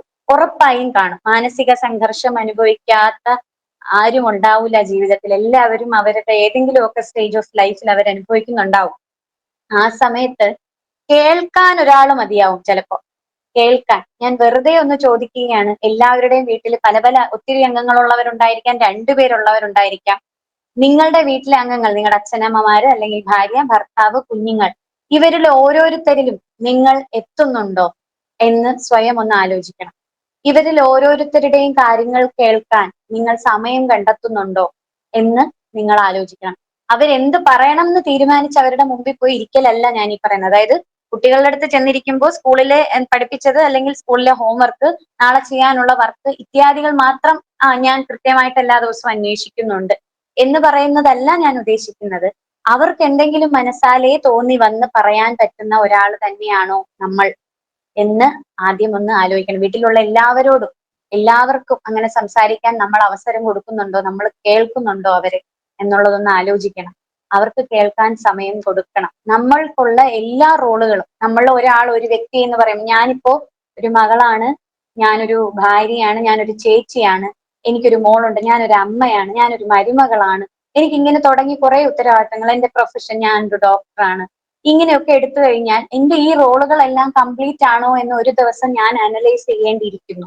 അപ്പോൾ ഇതുപോലെ എല്ലാ ദിവസവും ഓരോ ദിവസവും അനലൈസ് ചെയ്യേണ്ടിയിരിക്കുന്നു. ഇതുപോലെ നമ്മൾ അനലൈസ് ചെയ്യുന്നുണ്ടോ? ഇതിലെല്ലാം കവിഞ്ഞ് മുകളിൽ ഒരു കാര്യം പറഞ്ഞോട്ടെ, എനിക്ക് ഞാനായിട്ടിരിക്കാൻ പറ്റുന്നുണ്ടോ, എനിക്ക് എന്നെ സ്നേഹിക്കാൻ പറ്റുന്നുണ്ടോ എന്നൊക്കെ ഉള്ള ഒരു ചോദ്യങ്ങൾ നമ്മൾ നമ്മളോട് തന്നെ ചോദിക്കണം. ഇത് വളരെ അത്യാവശ്യമായിട്ടുള്ള കാര്യമാണ്. ഇതിനൊക്കെ നയിക്കുന്ന കുറച്ച് കൊച്ചു കൊച്ചു കാര്യങ്ങൾ നമ്മൾ ഈ സെഷനിൽ സാർ പറയുന്നുണ്ട്. ഇതൊക്കെ ഒരു ഇൻട്രൊഡക്ഷന്റെ പേരിൽ പറഞ്ഞ എന്തിനാന്ന് വെച്ചാൽ ചിന്തിക്കാൻ വേണ്ടി ഇട്ട് തരുന്ന ചെറിയ ചെറിയ കാര്യങ്ങൾ. ഇതൊക്കെ ഒന്ന് ചിന്തിച്ചു പോയി കഴിഞ്ഞാൽ മാറ്റങ്ങൾ വരുത്താൻ ഒത്തിരി കാര്യങ്ങൾ സന്തോഷമായിട്ടിരിക്കാൻ, വേറൊന്നും വേണ്ട. സന്തോഷമായിട്ടും സമാധാനമായിട്ടും ഇരിക്കാൻ, അത് കുടുംബത്തോടൊപ്പം ഇരിക്കാൻ നമുക്ക് സാധിക്കുന്നുണ്ടെങ്കിൽ, അതിനുവേണ്ടി കൊച്ചു കൊച്ചു മാറ്റങ്ങൾ നമ്മളിൽ തന്നെ വരുത്തിച്ചാൽ അത് പറ്റുമെങ്കിൽ, ഞങ്ങളിലൂടെ ഞങ്ങളുടെ വാക്കുകളിലൂടെ അത് സാധിക്കുമെങ്കിൽ അത് തന്നെയാണ് വലിയ പുണ്യം എന്ന് കരുതുന്നു. അത്തരം കാര്യം നിങ്ങളിലൂടെ മറ്റൊരാൾക്കും സാധിക്കണമെന്ന് ഞങ്ങൾ ആഗ്രഹിക്കുന്നു. ഞാൻ ഈ പറയുന്നത് ഒരു ഗൈഡ് ലൈൻസ് മാത്രമാണ്, ഔട്ട്ലൈൻ മാത്രമാണ്. ഇത്രയും നേരം സംസാരിച്ചപ്പോൾ സന്തോഷത്തിന്റെ കാര്യം പറഞ്ഞു. എന്താണ് സന്തോഷം കണ്ടെത്തുന്നത്, എന്താണ് സന്തോഷം തരുന്നത്, ഇതൊക്കെ കാഴ്ചപ്പാട് വ്യത്യസ്തമാണ്. ഒരാൾക്ക് ആഹാരമായിരിക്കും സന്തോഷം നൽകുന്നത്, ഒരാൾക്ക് ഉറക്കമായിരിക്കും സന്തോഷം തരുന്നത്, വേറൊരാൾക്ക് ജോലി, ശമ്പളം, പണം, ബന്ധങ്ങൾ, ഇതൊക്കെ ആയിരിക്കും സന്തോഷം തരുന്നത്. ഏതാണെങ്കിലും ഭൗതികമായ സുഖങ്ങൾ വേണ്ട എന്നൊന്നുമില്ല. ഭൗതികമായ സുഖങ്ങൾ വേണം, വൈകാരികമായ സുഖങ്ങൾ വേണമെന്ന് വെച്ചാൽ അത് വേണം. എല്ലാ തലങ്ങളിലും സുഖം വേണം. പക്ഷേ ആ സുഖം മറ്റുള്ളവരെ ഉപദ്രവിക്കുന്നതാവരുത് എന്ന് മാത്രമേ ഉള്ളൂ. അങ്ങനെ നമുക്ക് സന്തോഷിക്കാൻ കണ്ടെത്തുന്ന ഏതൊരു തലവും സന്തോഷിക്കാം. ഈ ഒരു ചിത്രം നോക്കിയേ, സ്ക്രീനിലോട്ട് നോക്കിക്കോളൂ. ഹാപ്പിനെസ്, എന്താണ് ഹാപ്പിനെസ് എന്ന് പറയുന്നത്? അവർക്ക് ആ ഒരു പഴയ ചാക്ക് മാത്രമേ ഉള്ളൂ. അവരുടെ മുഖം നോക്കി, എന്ത് ഹാപ്പിയാ. ആ ഒരു പഴയ ചാക്ക് കൊണ്ട് രണ്ട് കുട്ടികൾക്ക് ഇത്രത്തോളം സന്തോഷിക്കാൻ കഴിയുമെങ്കിൽ, അവർക്ക് കിടക്കാൻ സ്ഥലമുണ്ടോ, ഭക്ഷണം കൃത്യമായി കിട്ടുന്നുണ്ടോ എന്നറിയില്ല. അവരുടെ ശരീരം കണ്ടാൽ തന്നെ അറിയാം കൃത്യമായ ന്യൂട്രീഷൻ കിട്ടുന്നവരല്ല. പക്ഷേ അവർ ഹാപ്പിയാണ്. നമുക്ക് എന്തൊക്കെ ഉണ്ടെങ്കിലും ഹാപ്പി ആവാൻ കഴിയുന്നില്ല. അപ്പൊ അതുകൊണ്ടാണ് ആ കോട്ട് നോക്കിക്കോളൂ, happiness is A conscious choice. ആ ചോയ്സ് ആണ്. സന്തോഷം എന്ന് പറയുന്നത് നമ്മുടെ ചോയ്സ് ആണ്. നമ്മൾ തിരഞ്ഞെടുക്കണം. സന്തോഷം എന്താന്ന് നമ്മൾ തിരഞ്ഞെടുക്കുകയാണ് ചെയ്യേണ്ടത്. Not an automatic response. തന്നെ വരേണ്ട ഒരു സാധനമല്ല. എവിടെയോ സന്തോഷം വരുമെന്ന് പ്രതീക്ഷിച്ച് പ്രവർത്തിച്ചുകൊണ്ടിരിക്കുകയല്ല വേണ്ടത്. സന്തോഷം നമ്മൾ ചൂസ് ചെയ്യേണ്ടത്, നമ്മൾ തിരഞ്ഞെടുക്കേണ്ടതാണ് സന്തോഷം. ഏറ്റവും പ്രധാനപ്പെട്ട മെസ്സേജ് ആണ് ഇന്നത്തെ സെഷനിൽ നൽകാൻ പറ്റുന്ന ഏറ്റവും പ്രധാനപ്പെട്ട മെസ്സേജ് ആണ്. സന്തോഷം നമ്മൾ തിരഞ്ഞെടുക്കേണ്ടതാണ്. അതുകൊണ്ടാണ് ഇത്രയും വലിയ ഇൻട്രോ പറഞ്ഞത്. ആ പറഞ്ഞ ഇൻട്രോ എന്ന് പറയുന്നത് ഒരു ചെറിയ ഇൻട്രോ അല്ല, ഒരുപാട് കാര്യങ്ങൾ. അതായത് ഇന്ന് എന്തൊക്കെ നിങ്ങൾക്ക് ഇതിൽ നിന്ന് എടുക്കാം എന്നുള്ള കാര്യങ്ങൾ മുഴുവൻ അതിനകത്ത് വന്നു. നോക്കൂ, ഏതൊക്കെ തലങ്ങളിലാ സന്തോഷം, ഹാപ്പിനെസ് നിൽക്കുന്നതെന്ന് നോക്കിക്കോളൂ. Spiritual, financial, physical, mental, emotional, ഏത് തലവും ആയിക്കോട്ടെ. അതാ ഞാൻ പറഞ്ഞു, ഒരാൾക്ക് ഇമോഷണൽ ഹാപ്പിനെസ് ആണ് ഇഷ്ടമെങ്കിൽ അത് തെറ്റാണ്. ഇമോഷണലി ഹാപ്പിനെസ് പാടില്ല. സ്പിരിച്വൽ ഹാപ്പിനെസ് ആണ് ഏറ്റവും വലുത് എന്നൊന്നും പറഞ്ഞിട്ട് കാര്യമില്ല. സ്പിരിച്വൽ ഹാപ്പിനെസ് വലുതായിരിക്കാം. അത് സ്പിരിച്വൽ ഹാപ്പിനെസ് അച്ചീവ് ചെയ്യാനും അത് സന്തോഷിക്കാനും പറ്റുന്നവർക്ക് അത് വലുതായിരിക്കാം. പക്ഷെ ഇമോഷണൽ ഹാപ്പിനെസ് സന്തോഷം കണ്ടെത്താൻ, അല്ലെങ്കിൽ അതിൽ ആ തലത്തിൽ സന്തോഷം കണ്ടെത്താൻ പറ്റുന്നവരെ കൊണ്ട് സ്പിരിച്വൽ ഹാപ്പിനെസ് കൊടുത്തിട്ട് കാര്യമില്ല. അവർക്ക് ഇമോഷണൽ ഹാപ്പിനെസ് വേണം, ഫിനാൻഷ്യൽ വേണം. ഒന്നും അമിതമായി പോകണ്ട, ഒന്നും ഒരു പരിധി വിട്ടു പോകണ്ട. പക്ഷെ ഈ തലങ്ങളിലെല്ലാം സന്തോഷം ആസ്വദിക്കാൻ പറ്റും. എത്തിക്കലി മാത്രം, ഒരു ധാർമ്മികമായി മാത്രം, മറ്റുള്ളവർ ഉപദ്രവിക്കാതെ മാത്രം സന്തോഷം കണ്ടെത്തുക എന്നുള്ളതാണ് നമ്മുടെ ആ സന്തോഷത്തിന്റെ തലം എന്ന് പറയുന്നത്. നമ്മൾ ഇന്ന് ചർച്ച ചെയ്യാൻ പോകുന്ന 4 സ്ഥലങ്ങളാണ്: self care, self love, self respect, self realisation. നമ്മൾ ആരാന്നറിയുന്നു. ഒരു സിനിമയിൽ പപ്പു പറയുന്നല്ലോ, താൻ ആരാന്ന് തനിക്കറിയില്ലെങ്കിൽ താൻ എന്നോട് ചോദിക്കുന്ന ഒരു ഡയലോഗ് ഉണ്ട് ഒരു സിനിമയിൽ. എനിക്ക് തോന്നുന്നത് തേന്മാൻ മുമ്പത്താണ്. അപ്പൊ അതിനകത്ത് പറയുന്ന പോലെയാണ് നമ്മൾ എല്ലാ ദിവസവും, ഡോക്ടർ ഇപ്പൊ പറഞ്ഞ പോലെ, നമ്മൾ എല്ലാ ദിവസവും നിങ്ങൾ എഴുതി വെച്ചോളൂ. ഇപ്പൊ നേരത്തെ നിങ്ങൾ ഹാപ്പിനെസിന്റെ എഴുതിയതിന്റെ തൊട്ട് താഴെ എഴുതിക്കോളൂ. നിങ്ങളുടെ ഹോംവർക്ക് ആണ്. എല്ലാ ദിവസവും രാവിലെ എണീറ്റിട്ട് നിങ്ങൾ ആരാന്ന് നിങ്ങളോട് ചോദിക്കുക. താൻ ആരാന്ന് താൻ തന്നോട് തന്നെ ചോദിക്കുക. ആ താൻ ആരാന്ന് ചോദിക്കുമ്പോൾ അന്നത്തെ ദിവസത്തിൽ ഞാൻ ആരൊക്കെയാണെന്നുള്ള ഉത്തരം അവിടെ എഴുതി വെക്കുക. അതായത് അന്നത്തെ ദിവസം എണീക്കുമ്പോൾ നിങ്ങൾ വീട്ടിലാണെങ്കിൽ ഭാര്യയോ മകളോ അമ്മയോ അച്ഛനോ മകനോ ആണെങ്കിൽ അത് അന്നത്തെ ദിവസം പ്രൊഫഷണൽ എന്താണ്, നിങ്ങൾ എന്തൊക്കെ ചെയ്യാൻ പോകുന്നു, ആ റോളുകൾ നിങ്ങളൊന്ന് എഴുതി വെക്കുക. എന്തിനാണെന്നറിയോ? ജീവിതത്തിൽ ഈ വേഷങ്ങൾ, ജന്മങ്ങൾ, വേഷം മാറാൻ നിമിഷങ്ങൾ, നാം അറിയാതെ ആടുകയാണ് ഈ ജീവിതമാകെ എന്നൊരു പാട്ടുണ്ട്. പാടാൻ അറിയാത്തതുകൊണ്ടാണ് പാട്ട് പറഞ്ഞത് കേട്ടോ. പാടിയ ചിലപ്പോൾ നിങ്ങളൊക്കെ ഇറങ്ങിപ്പോകും. അതുകൊണ്ട് അത് വേണ്ടാന്ന് വെച്ചാൽ, പാടാൻ അറിയാന്നുള്ളൊരു ഇവിടെ ഉണ്ട്. വെറുതെ നമ്മൾ പാടി അതിന്റെ ഒരു രസം കളയണ്ടെന്നുള്ളതുകൊണ്ട് ആശയം മാത്രമേ പറയുന്നുള്ളൂ. അപ്പൊ അങ്ങനെ വിവിധങ്ങളായ വേഷങ്ങൾ ആടാനുള്ള ജീവിതമാണ് നമ്മുടേത്. അപ്പൊ ആ ഏതൊക്കെ വേഷങ്ങൾ വേണം, ആ വേഷങ്ങൾ എത്ര സ്യൂട്ട് ആവണം, ആ വേഷം എന്ന് പറയുന്ന ഉടുപ്പ് നിങ്ങൾ ഇടുന്ന വസ്ത്രമല്ല, നിങ്ങൾ എടുക്കുന്ന റോളാണ്. ആ റോളുകൾ കൃത്യമായി അറിഞ്ഞാൽ അത് നിങ്ങൾക്ക് അന്നത്തെ ദിവസത്തെ എല്ലാ പ്രവൃത്തികളും സന്തോഷം നൽകും. അങ്ങനെ ഓരോ ദിവസവും, എല്ലാ ദിവസവും നിങ്ങൾ രാവിലെ എഴുതിക്കോളൂ. ഹോംവർക്കാണ്. എല്ലാ ദിവസവും രാവിലെ നിങ്ങൾ ആരാണ് എന്ന് എഴുതി വെക്കുക. നിങ്ങൾ ആരാണെന്നുള്ള അസസ്മെന്റ് കുറച്ചാൾ എഴുതി കഴിയുമ്പോൾ പിന്നെ എഴുതേണ്ടി വരില്ല, നിങ്ങൾക്ക് തന്നെ തോന്നും. അത് ഉള്ളിൽ തോന്നി തുടങ്ങി കഴിയുമ്പോൾ എഴുത്ത് നിർത്തിക്കോളൂ. ഞാൻ ആരാണെന്നുള്ള ഒരു ഫീൽ തോന്നി തുടങ്ങി കഴിയുമ്പോൾ നിർത്തിക്കോളൂ. തൊട്ട് മുമ്പ് പറഞ്ഞൊരു വർക്കുണ്ട്, ഹാപ്പിനെസ് എന്താണ്, അത് മനസ്സിൽ നിന്ന് കളയണ്ട. ഹാപ്പിനെസ് എന്താണെന്ന് അറിഞ്ഞ് അതിലേക്ക് സന്തോഷം കണ്ടെത്തുന്ന വഴിക്ക് പൊക്കോളൂ. നമ്മൾ ഇതിനു വേണ്ടി പോകുമ്പോൾ ഈ പറഞ്ഞ self care, love, respect, realisation, ഇതിലേക്ക് പോകുമ്പോൾ ഏറ്റവും പ്രധാനപ്പെട്ട ഘടകം എന്ന് പറയുന്നത് നമ്മുടെ മനസ്സാണ്. കാരണം എന്താണെന്നറിയോ? ഈ മനസ്സാണ് ഇതിനെല്ലാം നിയന്ത്രിക്കുന്നത്. ഒരു ഇന്ദ്രിയങ്ങൾക്കും സ്വന്തമായി നിയന്ത്രണം ഇല്ല. നമ്മുടെ കണ്ണ്, കാത്, മൂക്ക്, നാക്ക്, ത്വക്ക്, ഇതിനൊന്നും സ്വയം നിയന്ത്രണം ഇല്ല. നിയന്ത്രിക്കാൻ കഴിവുള്ള ആള് മനസ്സാണ്. ഈ മനസ്സാണ് എല്ലാത്തിനെയും നിയന്ത്രിക്കുന്നത്. ഈ ഇന്ദ്രിയങ്ങളെല്ലാം നിയന്ത്രിക്കുന്ന മനസ്സാണ്. അപ്പൊ പ്രവൃത്തികളെല്ലാം ചെയ്യുന്ന ഇന്ദ്രിയങ്ങളാണ്. നടക്കുക എന്നുള്ളത് കാലാണ് ചെയ്യുന്ന കർമ്മേന്ദ്രിയം. ജ്ഞാനേന്ദ്രിയങ്ങളും കർമ്മേന്ദ്രിയങ്ങളുമാണ് നമ്മുടെ ജീവിതത്തിൽ എല്ലാ പ്രവൃത്തികളും ചെയ്യുന്നത്. എല്ലാ സന്തോഷത്തിനും സുഖത്തിനും കാരണമായിട്ടുള്ള എല്ലാം നമ്മുടെ അടുത്ത് എത്തിക്കുന്നതും ഇന്ദ്രിയങ്ങളാണ്. പക്ഷേ ആ ഇന്ദ്രിയങ്ങൾക്ക് സ്വന്തമായി തീരുമാനം എടുക്കാൻ പറ്റില്ല. അതിനാര് വിചാരിക്കണം? അത് നമ്മുടെ മനസ്സ് വിചാരിക്കണം. കോൺഷ്യസ്നെസ് വിചാരിക്കണം. നമ്മുടെ ബുദ്ധിയും ഓർമ്മയും ഒക്കെ ചേർന്ന ഒരു കോഗ്നിറ്റീവ് ഫങ്ഷൻസിന്റെ ഒരു ഗ്രൂപ്പാണ്. ആ മനസ്സ് വിചാരിക്കണം ഈ ഇന്ദ്രിയങ്ങൾ എന്ത് ചെയ്യണം. ആ മനസ്സ് വിചാരിക്കണമെങ്കിൽ ഈ ഇന്ദ്രിയങ്ങളിലൂടെ മനസ്സിന് നിർദ്ദേശം കൊടുക്കണം. കമ്പ്യൂട്ടർ ഉപയോഗിക്കാൻ അറിയാവുന്നവരുണ്ടാവുമായിരിക്കും. സോഫ്റ്റ്വെയർ എന്തെങ്കിലും കൊടുക്കണമെങ്കിൽ സോഫ്റ്റ്വെയർ ലാംഗ്വേജിൽ കൊടുക്കണം. അത് ഏതിൽ കൂടെ കൊടുക്കും? കമ്പ്യൂട്ടറിലൂടെ കൊടുക്കും. കൊടുത്തു കഴിയുമ്പം ആ ലാംഗ്വേജ് കൊടുത്തുണ്ടായ ഒരു സോഫ്റ്റ്വെയർ ഉണ്ടായി കഴിഞ്ഞാൽ ആ സോഫ്റ്റ്വെയർ എന്ത് ചെയ്യും? കമ്പ്യൂട്ടറിന് വേണ്ടി പ്രവർത്തിക്കും. അങ്ങനെ തന്നെയല്ലേ സംഭവിക്കുന്നത്. അതുപോലെ നമ്മൾ നമ്മുടെ ഇന്ദ്രിയങ്ങളിലൂടെ നിർദ്ദേശങ്ങൾ മനസ്സിന് കൊടുക്കുന്നു. നമ്മൾ എങ്ങനെ ആവണം, ഏതിൽ സന്തോഷിക്കണം, എന്താണ് നമ്മുടെ സന്തോഷം എന്ന് നമ്മൾ തന്നെ കൊടുക്കുന്നു. കൊടുത്തു കഴിയുമ്പോൾ മനസ്സിലെല്ലാം ഫിക്സ് ചെയ്ത് വെച്ചിട്ട് ഇന്ദ്രിയങ്ങളോട് പറയുന്നു, നീ ഇത് ചെയ്യൂ, ഇതാണ് നിന്റെ സന്തോഷം, ഇതാണ് നിന്റെ ധാർമ്മികമായ സന്തോഷം. ഇങ്ങനെ നിയന്ത്രിക്കാൻ അങ്ങനെ മനസ്സിനെ പാകപ്പെടുത്തി എടുക്കലാണ് ഏറ്റവും ആദ്യത്തെ കർമ്മം. മനസ്സ് പാകപ്പെടുത്തി എടുക്കണം. നേരത്തെ ഡോക്ടർ ഉദാഹരണം പറഞ്ഞില്ലേ, നമ്മുടെ ഉള്ളിലുള്ള എന്താണോ അതാണ് റിഫ്ലക്ട് ചെയ്യാന്ന്. ഒരു കഥ മുമ്പ് ഞാൻ പറഞ്ഞിട്ടുണ്ട്, ഏതൊക്കെ സെഷനിൽ അറ്റൻഡ് ചെയ്തിട്ടുള്ളവർക്ക് അറിയാം. നമ്മുടെ കയ്യിൽ ഒരു ചായക്കപ്പ് നിറയെ ചായ ഇരിക്കുകയാണ്. എന്റെ കയ്യിൽ ചായക്കപ്പ് നിറയെ ചായ ഇരിക്കുകയാണ്. ഞാൻ ആ ചായ വെച്ചുകൊണ്ടിരുന്നപ്പോ ഡോക്ടർ ഒന്ന് തട്ടി. എന്ത് സംഭവിക്കും? ചായ കളയും. എന്ത് സംഭവിക്കും? ചായ കളയും. എന്തുകൊണ്ടാ ചായ കളഞ്ഞത്? സ്വാഭാവികമായിട്ടും മര്യാദയ്ക്ക് ഇരുന്നാൽ പോരെ. ഞാൻ ചോദിക്കില്ലേ, എന്തിനാ എന്നെ ഒന്ന് തട്ടിയിട്ട്? അതുകൊണ്ടാ കളഞ്ഞത് എന്നായിരിക്കും സ്വാഭാവികമായ ഉത്തരം. നിങ്ങൾക്ക് എല്ലാവർക്കും അത് തന്നെയല്ലേ ഉത്തരം? ശ്രദ്ധിക്കണ്ടായിരുന്നു ഇങ്ങോട്ടും പറയും. പക്ഷെ ഇത് രണ്ടും അല്ല കാരണം എന്നാ ഞാനിപ്പോ പറയാൻ ഉദ്ദേശിക്കുന്നത്. ഇത് ഡോക്ടർ തട്ടിയത് കൊണ്ടും അല്ല വീണത്, ഞാൻ ശ്രദ്ധിക്കാത്തത് കൊണ്ടും അല്ല വീണത് എന്ന് ഞാൻ പറയാൻ ആഗ്രഹിക്കുന്നു. വേറൊന്നിനല്ല, ഈ സന്ദർഭത്തിൽ അർത്ഥം മനസ്സിലാക്കാൻ വേണ്ടിയാണ്. ചായക്കപ്പിൽ ചായ ഇരുന്നത് കൊണ്ടാണ് ചായ വീണത്. മനസ്സിലായോ? ചായക്കപ്പിൽ ചായ ഇരുന്നത് കൊണ്ടാണ് അത് വീണത്. അതിനകത്ത് പനിനീരായിരുന്നെങ്കിൽ പനിനീര് വീണേനെ, പാലായിരുന്നെങ്കിൽ പാല് വീണേനെ, അതിനകത്ത് ഒന്നും ഇല്ലായിരുന്നെങ്കിൽ ഒന്നും വീഴില്ലായിരുന്നു. അപ്പൊ അതിൽ നിന്ന് എന്താ മനസ്സിലാക്കേണ്ടത്? നിങ്ങളെ വന്ന് ഒരാൾ തട്ടിയാൽ നിങ്ങളിൽ നിന്ന് പുറത്തു വരുന്നത് ചായ ആവണമോ പനിനീരാവണമോ എന്ന് നിങ്ങൾക്ക് തീരുമാനിക്കാം. നിങ്ങളുടെ ഉള്ളിൽ എന്താവണമെന്ന് നിങ്ങൾ നിറച്ചു വെക്കുക. അപ്പൊ ഒരാൾ നിങ്ങളെ ഹർട്ട് ചെയ്താലും നിങ്ങളുടെ വായിൽ നിന്നോ നിങ്ങളുടെ ഇന്ദ്രിയങ്ങളിലൂടെയോ ഒരു മോശമായ കാര്യവും വരില്ല. എന്തുകൊണ്ടാ? തട്ടുക എന്നുള്ളത് മാറ്റാൻ പറ്റില്ല. തട്ടും. ഈ ലോകത്ത് ജീവിക്കുകയാണെങ്കിൽ തട്ട് കിട്ടിക്കൊണ്ടേയിരിക്കും. പക്ഷെ ആ തട്ടിനെ എങ്ങനെ സ്വീകരിക്കണം എന്നുള്ളത് നമുക്ക് മാറാൻ പറ്റും. അല്ലെങ്കിൽ ആ തട്ടിന് നമ്മൾ എങ്ങനെ പ്രതികരിക്കണം എന്നുള്ളത് നമുക്ക് തീരുമാനിക്കാൻ കഴിയും. ഞാൻ നേരത്തെ പറഞ്ഞു, ചെറിയ ഇൻസിഡൻസ് ആയിരിക്കും, പക്ഷെ നമ്മുടെ ആ ദിവസം മുഴുവനുമോ അല്ലെങ്കിൽ ആ ദിവസങ്ങളോ നമ്മൾ നശിപ്പിക്കുന്നത് ആ ഒരു ചെറിയ ഇൻസിഡന്റിനെ കുറിച്ച് ചിന്തിച്ചിട്ടായിരിക്കും. അതെ, ഒരു ചായ തട്ടിക്കഴിഞ്ഞാൽ ചായ ഇങ്ങനെ കളഞ്ഞുകൊണ്ടേയിരിക്കുന്ന സന്ദർഭങ്ങളും വീടുകളും ഒക്കെ ഉണ്ടാവുമായിരിക്കും. തട്ടിയത് എന്നോ തട്ടിയതായിരിക്കും, പക്ഷെ ആ ചായ ഇപ്പോഴും തുളുമ്പിക്കൊണ്ടിരിക്കുക. കാരണം അത് അത്രയ്ക്ക് നിറഞ്ഞു കിടക്കുമായിരുന്നു ചായ. എന്റെ ചിന്തകൾ അത്രയ്ക്ക് നിറഞ്ഞു കിടക്കുമായിരുന്നു. ഒരു തട്ട് കിട്ടിയപ്പോൾ അത് നിർഗളം ഒഴുകിക്കൊണ്ടേയിരിക്കുന്നു. അങ്ങനെയുള്ള ലൈഫ് നമുക്കുണ്ടോ എന്ന് നമ്മൾ ആലോചിക്കുക. ഒരാൾ എവിടെയെങ്കിലും നിങ്ങളെ ഹർട്ട് ചെയ്യാൻ ശ്രമിച്ചപ്പോൾ, ഹർട്ട് ചെയ്യുന്നു ഞാൻ പറയില്ല കേട്ടോ, എന്റെ മുമ്പത്തെ ക്ലാസ്സുകൾ അറ്റൻഡ് ചെയ്തവർക്കറിയാം, നിങ്ങൾ ഒരാൾ ഹർട്ട് ചെയ്യുന്നു എന്ന് ഞാൻ പറയില്ല, ഹർട്ട് ചെയ്യാൻ ശ്രമിക്കുന്നു എന്നേ പറയാൻ പറ്റുള്ളൂ. വേണോ വേണ്ടോ നിങ്ങൾക്ക് തീരുമാനിക്കാം. അതുകൊണ്ടാണ്. അപ്പൊ ഹർട്ട് ചെയ്യാൻ ശ്രമിച്ചപ്പോൾ നിങ്ങളുടെ ഉള്ളിൽ നിന്ന് ഇത് പുറത്തു വന്നെങ്കിൽ ആ പുറത്തു വന്നതിന് കാരണം നിങ്ങൾ അത് നിറച്ചു വെച്ചേക്കുന്നതാണ്. അപ്പൊ ആ നിറച്ചു വെച്ചേക്കുന്നത് പതുക്കെ മാറ്റുക എന്നുള്ളതാണ് നിങ്ങളുടെ മെന്റൽ ഹെൽത്ത് അപ്ലിഫ്റ്റ്മെന്റിൽ നിങ്ങൾ ചെയ്യേണ്ട കാര്യം. ഒരു ചെറിയൊരു ടാസ്ക് തരട്ടെ. ആ ചെറിയ ടാസ്ക് എല്ലാവരും ഇതിൽ മെസ്സേജ് അയക്കണം കേട്ടോ. ചാറ്റ് ബോക്സിൽ മെസ്സേജ് അയക്കണം. കഴിഞ്ഞ തൊട്ട് മുമ്പത്തെ എന്റെ സെഷനിൽ ഉണ്ടായിരുന്നവർ മറുപടി അയക്കണ്ട, ബാക്കിയുള്ളവർക്ക് അയക്കാം കേട്ടോ. അതായത് ഈ എന്റെ സെഷനിൽ ഉണ്ടായിരുന്നവർ അയക്കണ്ട, ബാക്കിയുള്ളവർക്ക് അയക്കുക. ഒരു പിക്ചർ കാണിക്കുക. ആ പിക്ചറിൽ നിങ്ങൾ എന്താണ് കാണുന്നതെന്ന് മാത്രം അയക്കുക. ആ പിക്ചർ നിങ്ങൾക്ക് എന്താണ് തോന്നുന്നത് എന്ന് മാത്രം ചാറ്റ് ബോക്സിൽ കമന്റ് ചെയ്യുക. പെട്ടെന്ന് ചെയ്യണം കേട്ടോ, സമയം കളയണ്ട.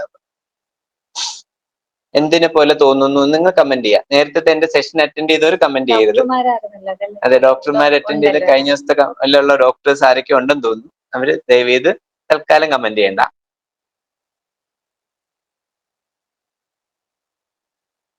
കമന്റ് ഒന്നും വരുന്നില്ലല്ലോ. ഇത് കണ്ടിട്ട് എന്ത് തോന്നുന്നു? ഈ പിക്ചർ കണ്ടിട്ട് എന്ത് തോന്നുന്നു? അതെ, വന്നല്ലോ സ്ക്വിറൽ. അതിന്റെ ഓരോ സൈഡ് നോക്കുമ്പോൾ ഓരോ ആകൃതിയാണ് കാണുന്നത്. അമ്മ എന്താ തോന്നുന്നേ? കാണുന്നത് ഒറ്റ നോട്ടത്തിൽ കാണുന്ന അയച്ചോളൂ. അയക്കാൻ പറ്റില്ലെങ്കിലും കുഴപ്പമില്ല, പറഞ്ഞാൽ മതി. ഒരുപാട് പേര് അയച്ചോ. സ്ക്വിറൽ അണ്ണാനെ പോലെ തോന്നുന്നു, സ്ക്വിറലിനെ പോലെ തോന്നുന്നു, ഒത്തിരി പേര് അയച്ചു. അമ്മ എന്തെങ്കിലും പറയാനുണ്ടോ രാധമ്മ? തിരിച്ചു പിടിച്ചപ്പോ കുതിരയായിട്ട് കാണുന്നു. തിരിച്ചു പിടിച്ചപ്പോ കുതിരയായിട്ട് കാണുന്നു. അതാണ് ഞാൻ അടുത്ത് പറയാൻ പോകുന്നത്. തിരിച്ചു പിടിക്കുമ്പോ കുതിരയായി കാണുന്നു. ഇതൊരു കാഴ്ചപ്പാടിന്റെ വ്യത്യാസമാണ് കേട്ടോ. ഇതിപ്പോ നമ്മൾ ഈ ഒരു ആംഗിളിൽ മാത്രമേ നമ്മൾ ജീവിതത്തെ കാണൂ എന്ന് ഉറപ്പിച്ചാൽ അണ്ണാനെ മാത്രമേ കാണാൻ പറ്റുള്ളൂ. ശരിക്കും ഇത് വരച്ചത് അണ്ണാനല്ല. ഇത് തിരിച്ചു വെച്ചപ്പോ നോക്കി, ഇത് കുതിരയാണ്. അതേ പിക്ചറാണ്, തലകീഴായി വെച്ചു എന്നുള്ളൂ. അതേ പിക്ചർ തലകീഴായി വെച്ചപ്പോ കുതിരയാണ്. ഞാൻ പറയാൻ ഉദ്ദേശിച്ച ഇത്രയേ ഉള്ളൂ. നമ്മുടെ ജീവിതത്തിൽ കാഴ്ചപ്പാടുകളാണ് നമ്മുടെ വിജയവും പരാജയവും തീരുമാനിക്കുന്നത്. ഏതൊരു കാര്യവുമായാലും നേരത്തെ കാണിച്ച അതേ ചിത്രമാണ്, അതിനെ വേറൊരു ആംഗിളിൽ കാണാൻ പറ്റുമായിരുന്നു. ഏതൊക്കെ ആംഗിളിൽ കാണാൻ പറ്റുമായിരുന്നു, ഏതൊക്കെ രീതിയിൽ കാണാൻ പറ്റുമായിരുന്നു, നമ്മൾ അങ്ങനെ കാണണം. ജീവിതത്തിൽ ഓരോ സിറ്റുവേഷനെയും നമ്മൾ വിവിധ ആംഗിളിൽ കാണണം. ഒരു കാര്യം നമുക്ക് വിഷമം ഉണ്ടാക്കുകയാണെങ്കിൽ അത് വിഷമം ഉണ്ടാക്കുന്ന കാര്യമാണ് എന്ന് മാത്രം കാണരുത്. മുമ്പ് ഞാൻ പറഞ്ഞിട്ടുണ്ട്, ടൈറ്റാനിക്കിൽ ടിക്കറ്റ് കിട്ടാത്തവര് ടൈറ്റാനിക് കപ്പൽ അറിയാലോ, ആ കപ്പലിലേക്ക് ആദ്യ യാത്രയിൽ ടിക്കറ്റ് കിട്ടാത്തവർ വിഷമിച്ച കുറെ പേരുണ്ട്. ആ വിഷമിച്ച കുറെ പേര് ജീവിതത്തിൽ സമാധാനിച്ചത് കപ്പൽ മുങ്ങിയപ്പോഴായിരിക്കും. അല്ലെങ്കിൽ കപ്പൽ മുങ്ങിയപ്പോൾ അവർ സമാധാനിച്ചിട്ടുണ്ടാവും. അതിനൊരു കാരണം ഉണ്ടായിരുന്നു. അവരതിൽ മരണപ്പെടാൻ വിധിക്കപ്പെട്ടിട്ടില്ലായിരുന്നു. അതുകൊണ്ടാണ് അവര് ടിക്കറ്റ് കിട്ടാത്തത്. എന്ന് സന്തോഷിക്കാനും സമാധാനിക്കാനും അവർക്ക് കഴിഞ്ഞു. അതായത് നമ്മുടെ ജീവിതത്തിൽ നമ്മൾ പെട്ടെന്ന് കാണുമ്പോൾ ദുഃഖമാണെന്ന് തോന്നുമെങ്കിലും പല കാര്യങ്ങളും നമുക്ക് സന്തോഷം ആയിരിക്കും തരുന്നത്, അല്ലെങ്കിൽ വിജയമായിരിക്കും തരാൻ ഉദ്ദേശിച്ചിരിക്കുന്നത്. പക്ഷെ ആ വിജയം തരാൻ ഉദ്ദേശിച്ചിരുന്നത് നമ്മൾ തിരിച്ചറിയാതെ പോയാൽ, ഉദാഹരണത്തിന് ആ ടൈറ്റാനിക്കിൽ ടിക്കറ്റ് കിട്ടാത്തത് കൊണ്ട്, കപ്പൽ ടിക്കറ്റ് കിട്ടാത്തതുകൊണ്ട് ആരെങ്കിലും പോയി ആത്മഹത്യ ചെയ്തിരുന്നെങ്കിലോ? ഒന്ന് ആലോചിച്ച് നോക്കല്ലേ. ഞാൻ അങ്ങനെ സംഭവിച്ചിട്ടുണ്ടോ ഇല്ലെന്ന് അറിയില്ല, ഞാൻ പറയാണ്. നമ്മുടെ ജീവിതത്തിൽ ഒരു സന്ദർഭം വരുമ്പോൾ ആ സന്ദർഭത്തെ വ്യക്തമായി കാണാൻ കഴിയാതെ മറ്റൊരു തരത്തിൽ കണ്ട് നമ്മൾ അതിലെ പരാജയമെന്ന് വിലയിരുത്തുന്നു. അങ്ങനെ വിലയിരുത്തരുത്. ആ പരാജയത്തിന് പിന്നിൽ ഒരു വിജയത്തിന്റെ ചവിട്ടുപടി ഉറപ്പായും ഉണ്ട്. ആ ഉണ്ട് എന്നുള്ള ഉറപ്പിലോടുകൂടി നമ്മൾ വിവിധമായ ആംഗിളിലൂടെ, പല തരത്തിലൂടെ, പല രീതിയിലൂടെ അതിന് കാണണം എന്നുള്ളതാണ് ഏറ്റവും പ്രധാനപ്പെട്ട കാര്യം. നമുക്കൊരു ചെറിയ മൈൻഡ്ഫുൾനെസിന്റെ ആക്ടിവിറ്റി ചെയ്യാം. അതിനു മുമ്പ് നമുക്ക് ഒരു ബ്രീത്ത് എക്സസൈസ്, ബ്രീത്ത് ഫോക്കസ് ചെയ്യാം. ക്യാമറ ഓൺ ചെയ്യാൻ പറ്റുന്നവർ ക്യാമറ ഓൺ ചെയ്യാം. മൈൻഡ്ഫുൾനെസ് എന്തിനാണ് ചെയ്യുന്നതെന്നുള്ളതുകൂടെ പറയുന്നുണ്ട്, പറയാൻ ഉദ്ദേശിക്കുന്നു. നേരത്തെ പറഞ്ഞല്ലോ, ഈ മൊമെന്റ് ആണ്, ഈ നിമിഷമാണ് ശരിക്കും എൻജോയ് ചെയ്യേണ്ടത് എന്ന് പറഞ്ഞില്ല. ആരും അത് ശ്രദ്ധിക്കാതെ പോകുന്ന കാര്യമാണ്. നമ്മൾ ചെയ്യുന്ന പല കാര്യങ്ങൾ, ഇപ്പം ക്ലാസ് കേട്ടോണ്ടിരിക്കുന്നവരിൽ എത്ര പേര് ഇതിൽ മാത്രം ശ്രദ്ധിച്ചിരിക്കുന്നത് നമുക്ക് അറിഞ്ഞൂടാ. അവരുടെ ദൈനംദിനമായ കാര്യങ്ങൾ കൂടെ ചെയ്തുകൊണ്ടിരിക്കുമ്പോഴായിരിക്കും ചിലപ്പോൾ ക്ലാസ് കേൾക്കുക. ചിലർക്ക് കഴിവുണ്ട്, അത് രണ്ടും കൂടെ കൊണ്ടുപോകാൻ പറ്റുന്നവരുണ്ട്. അല്ലാത്തവരെന്ന് വെച്ച് കഴിഞ്ഞാൽ അങ്ങനെ ശ്രദ്ധിക്കാൻ പറ്റാത്തവരും ഉണ്ട്.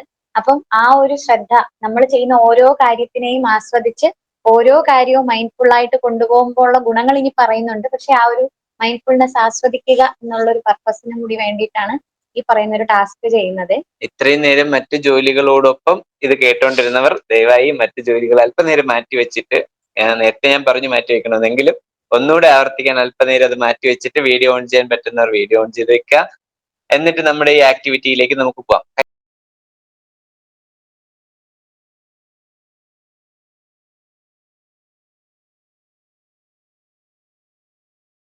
നിങ്ങൾ ആരെയും കാണാൻ കഴിയുന്നില്ല, കുറച്ചുപേരൊക്കെ വീഡിയോയിലുണ്ട്. എങ്കിലും വിശ്രമാവസ്ഥയിലേക്ക് പോയി എന്ന് തന്നെയാണ് വിചാരിക്കുന്നത്. ഒരു കുറച്ച് സമയത്തേക്കെങ്കിലും നമ്മുടെ മനസ്സിനെയും ശരീരത്തിനെയും നമ്മളെ ശ്രദ്ധിച്ച് പരിപൂർണമായ ഒരു വിശ്രമാവസ്ഥയിലേക്ക് പോയി മൈൻഡ് ഒന്ന് ഫ്രീ ആയി. എന്തൊക്കെയോ കാര്യങ്ങൾ ആദ്യമൊക്കെ വന്നു, അതെല്ലാം പോയി മൈൻഡ് ഒന്ന് ഫ്രീ ആയി ആ ഒരു അവസ്ഥയിലേക്ക് എത്തി എന്ന് വിചാരിക്കുന്നു.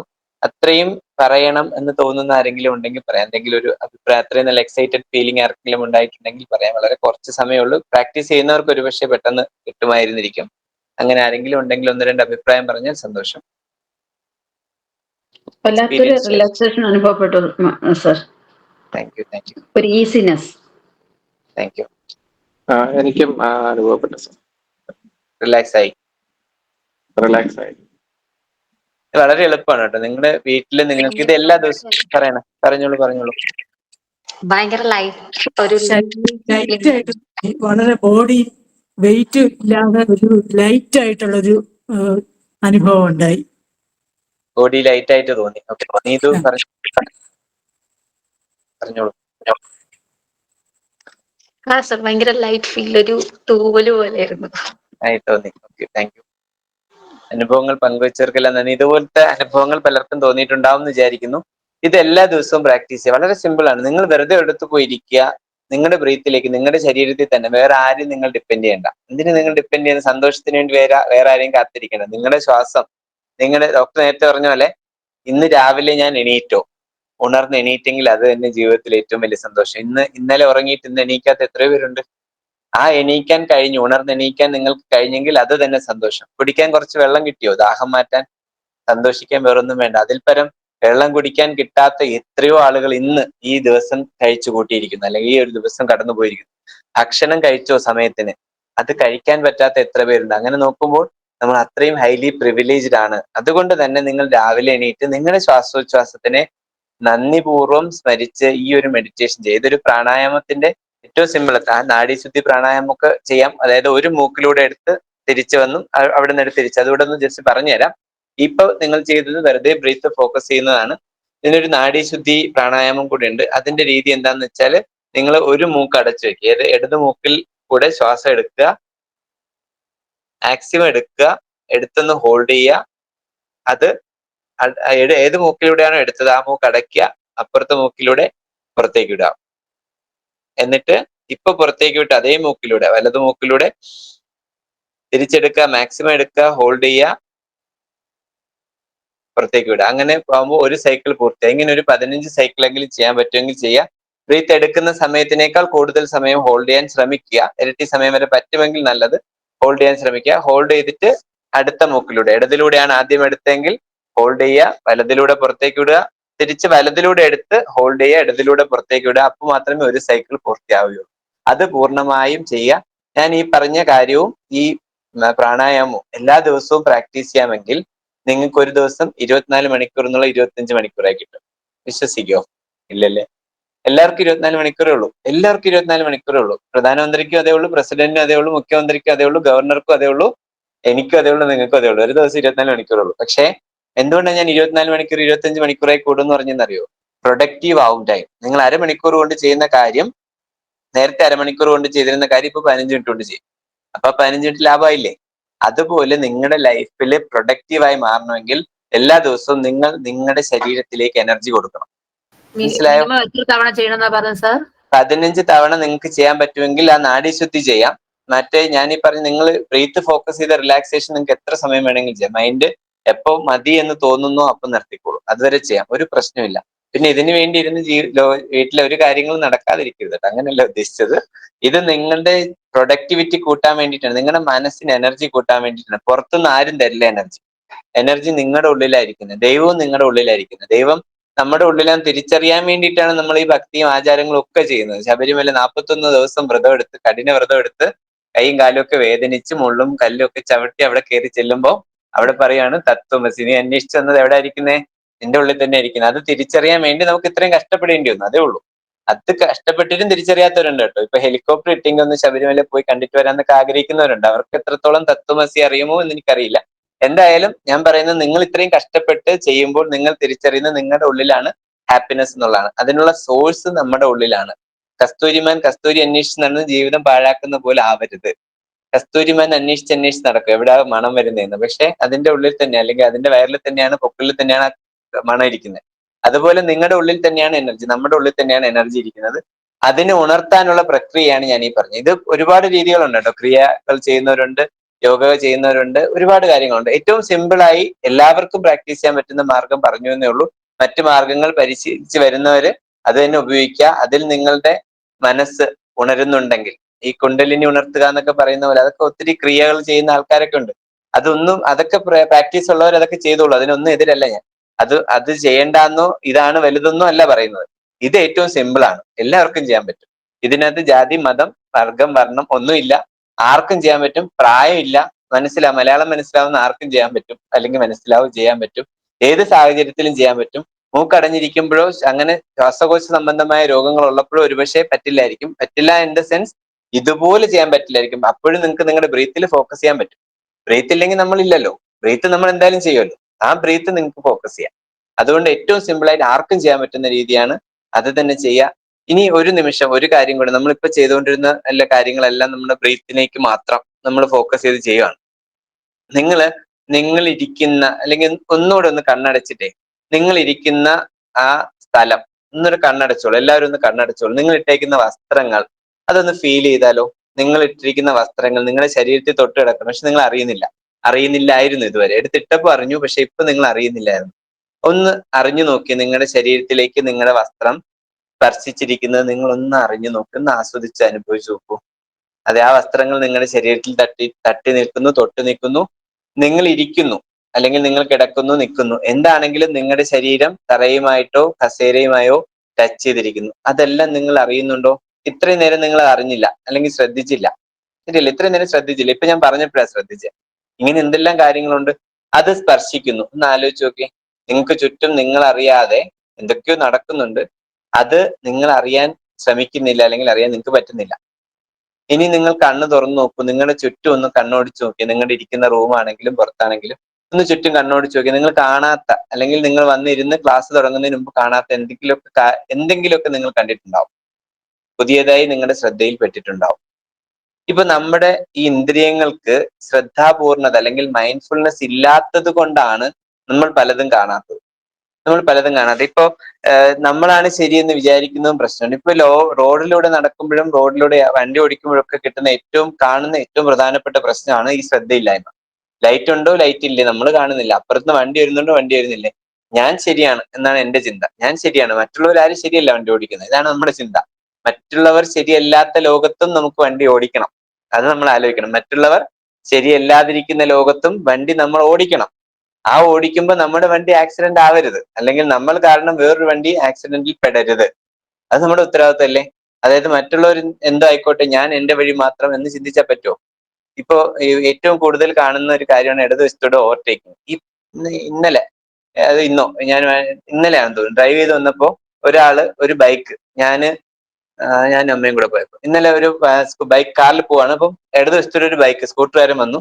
അയാൾ ഇടതുവശത്തൂടെ ഓവർടേക്ക് ചെയ്ത് എന്റെ മുമ്പേ വന്നിട്ട്, ഇപ്പൊ നമ്മള് ലൈസൻസ് ഉള്ളവർക്കൊക്കെ എനിക്ക് തോന്നുന്നു കുറെ സിഗ്നലുകളൊക്കെ പഠിച്ചിട്ടില്ലേ, ഹാൻഡ് സിഗ്നലൊക്കെ, ഡ്രൈവിംഗ് വണ്ടി ഓടിക്കുന്നവരൊക്കെ അറിയാം.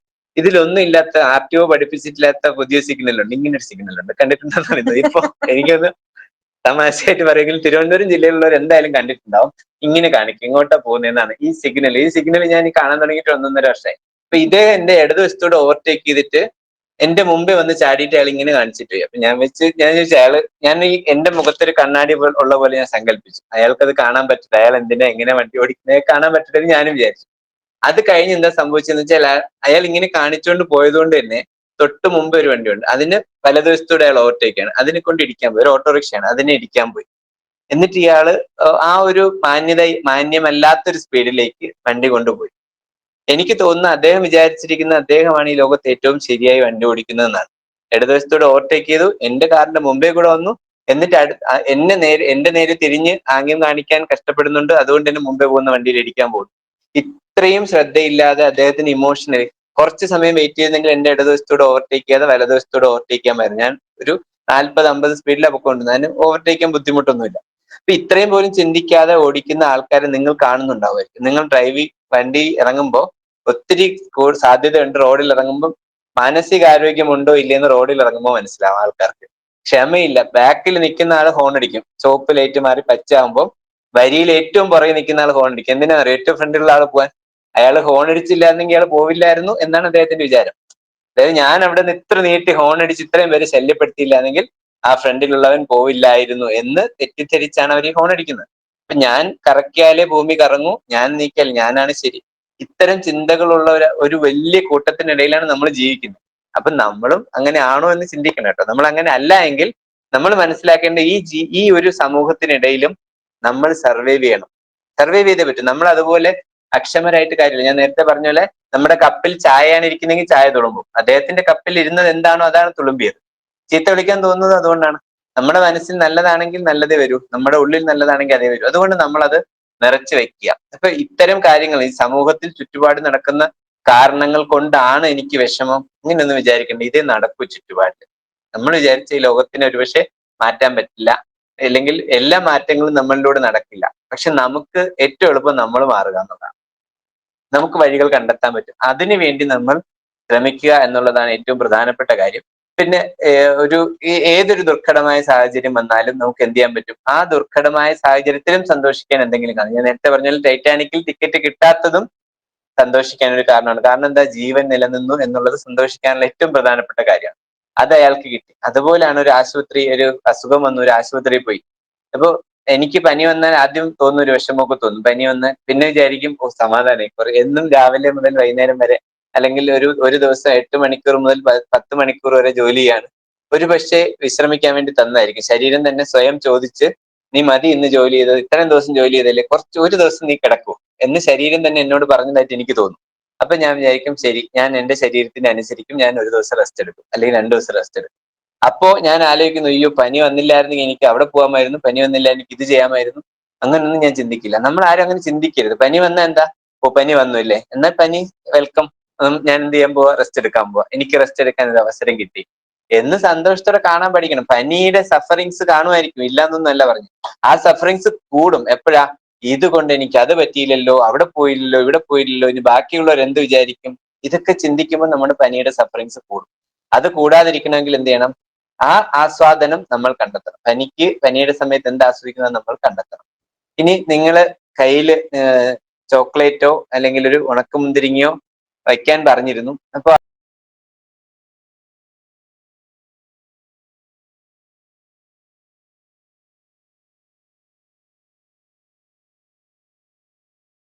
ആ മനസ്സിന് നൽകുന്ന സന്തോഷം പൂർണ്ണമായും അനുഭവിച്ചറിയുക.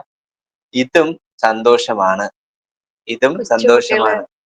നമ്മുടെ ശങ്കരകുട്ടി അതെ. ബിസ്ക്കറ്റ് കഴിക്കുന്നത്, ശങ്കരി ക്രീം ബിസ്ക്കറ്റ് കഴിക്കുന്നത്, ബിസ്ക്കറ്റ് തുറക്കുന്നു, ആ ക്രീമിനെല്ലാം വാരി മാറ്റി വെക്കുന്നു. അതൊരു കലയാണ് അവർക്ക്, അല്ല അവരെ നമുക്ക് എല്ലാരും ശ്രദ്ധിച്ചിട്ടുണ്ടാവും, പിള്ളേരെല്ലാം അങ്ങനെ ആയിരിക്കും ചെയ്യുന്നതെന്ന് തോന്നുന്നു. പ്രത്യേകം എടുത്ത് ആ ക്രീമി. അപ്പൊ നമ്മൾ ചോദിക്കും എന്തിനാ ഇങ്ങനെ കഴിക്കുന്നത്, അതൊന്നും കഴിച്ചൂടെ. നമ്മൾ ആലോചിക്കുന്ന അമ്മമാരൊക്കെ പറയുന്നത് അതെടുക്കുക നേരെ കടിക്കുക കഴിക്കുക. പൊടിയാവാതിരിക്കാൻ വേണ്ടിയിട്ടായിരിക്കാം പറയാം. പക്ഷെ അവളുടെ പറഞ്ഞു, ആ മോള് മാത്രല്ല കേട്ടോ, എല്ലാവരുടെയും കുഞ്ഞുങ്ങളെ ശ്രദ്ധിച്ചാൽ മതിയാവും.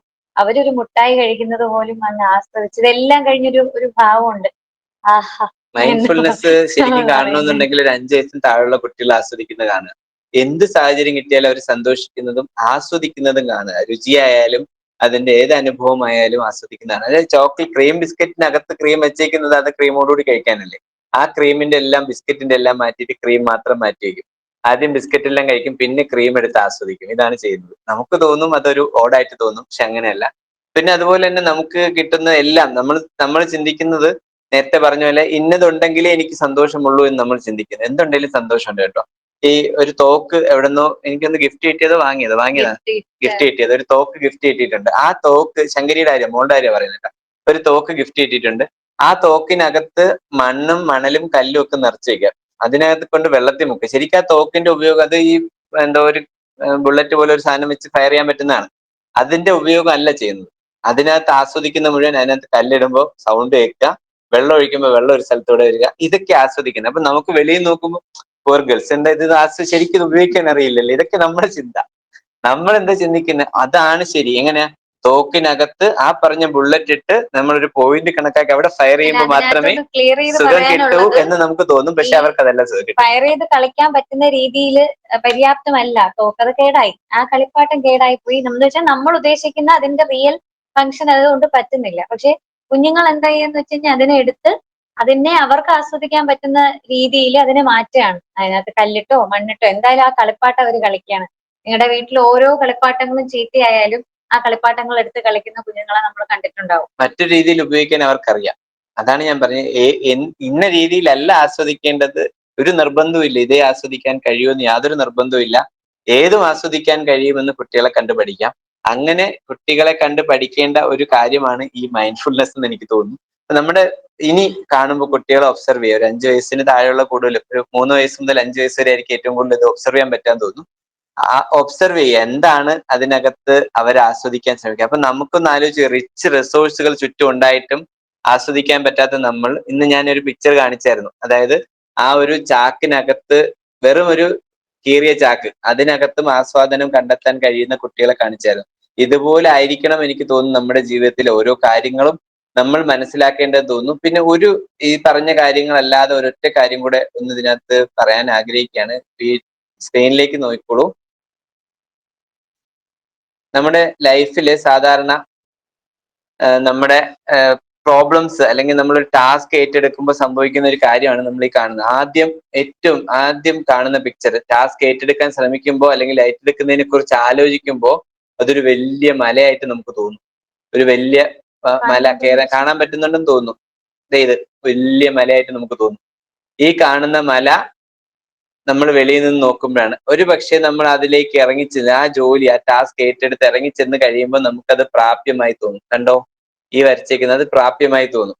അത് കഴിഞ്ഞാൽ, അതായത് നമ്മൾ അതിലേക്ക് ഇറങ്ങിയത് പ്രാക്ടീസ് ചെയ്ത് കഴിഞ്ഞാൽ ഇതുപോലെ അമ്മാനമാടാം, ആ കല്ലിനെ എടുത്ത് നമുക്ക് അമ്മാനമാടാം, അത്ര ലെവലിലേക്ക് മാറും. ഇങ്ങനെയാണ് നമ്മുടെ ജീവിതത്തിൽ ഓരോ പ്രശ്നങ്ങൾ. നമ്മൾ വെളിയിൽ നിന്ന് നോക്കിക്കൊണ്ടിരുന്നാൽ ആ പ്രോബ്ലം അതുപോലെ നിൽക്കുള്ളൂ. ഇവിടെ അതുപോലെ തന്നെ എടുത്ത് ആദ്യം ചുമക്കുമ്പോൾ നമുക്ക് വലിയ ഭാരമായി തോന്നുന്നു.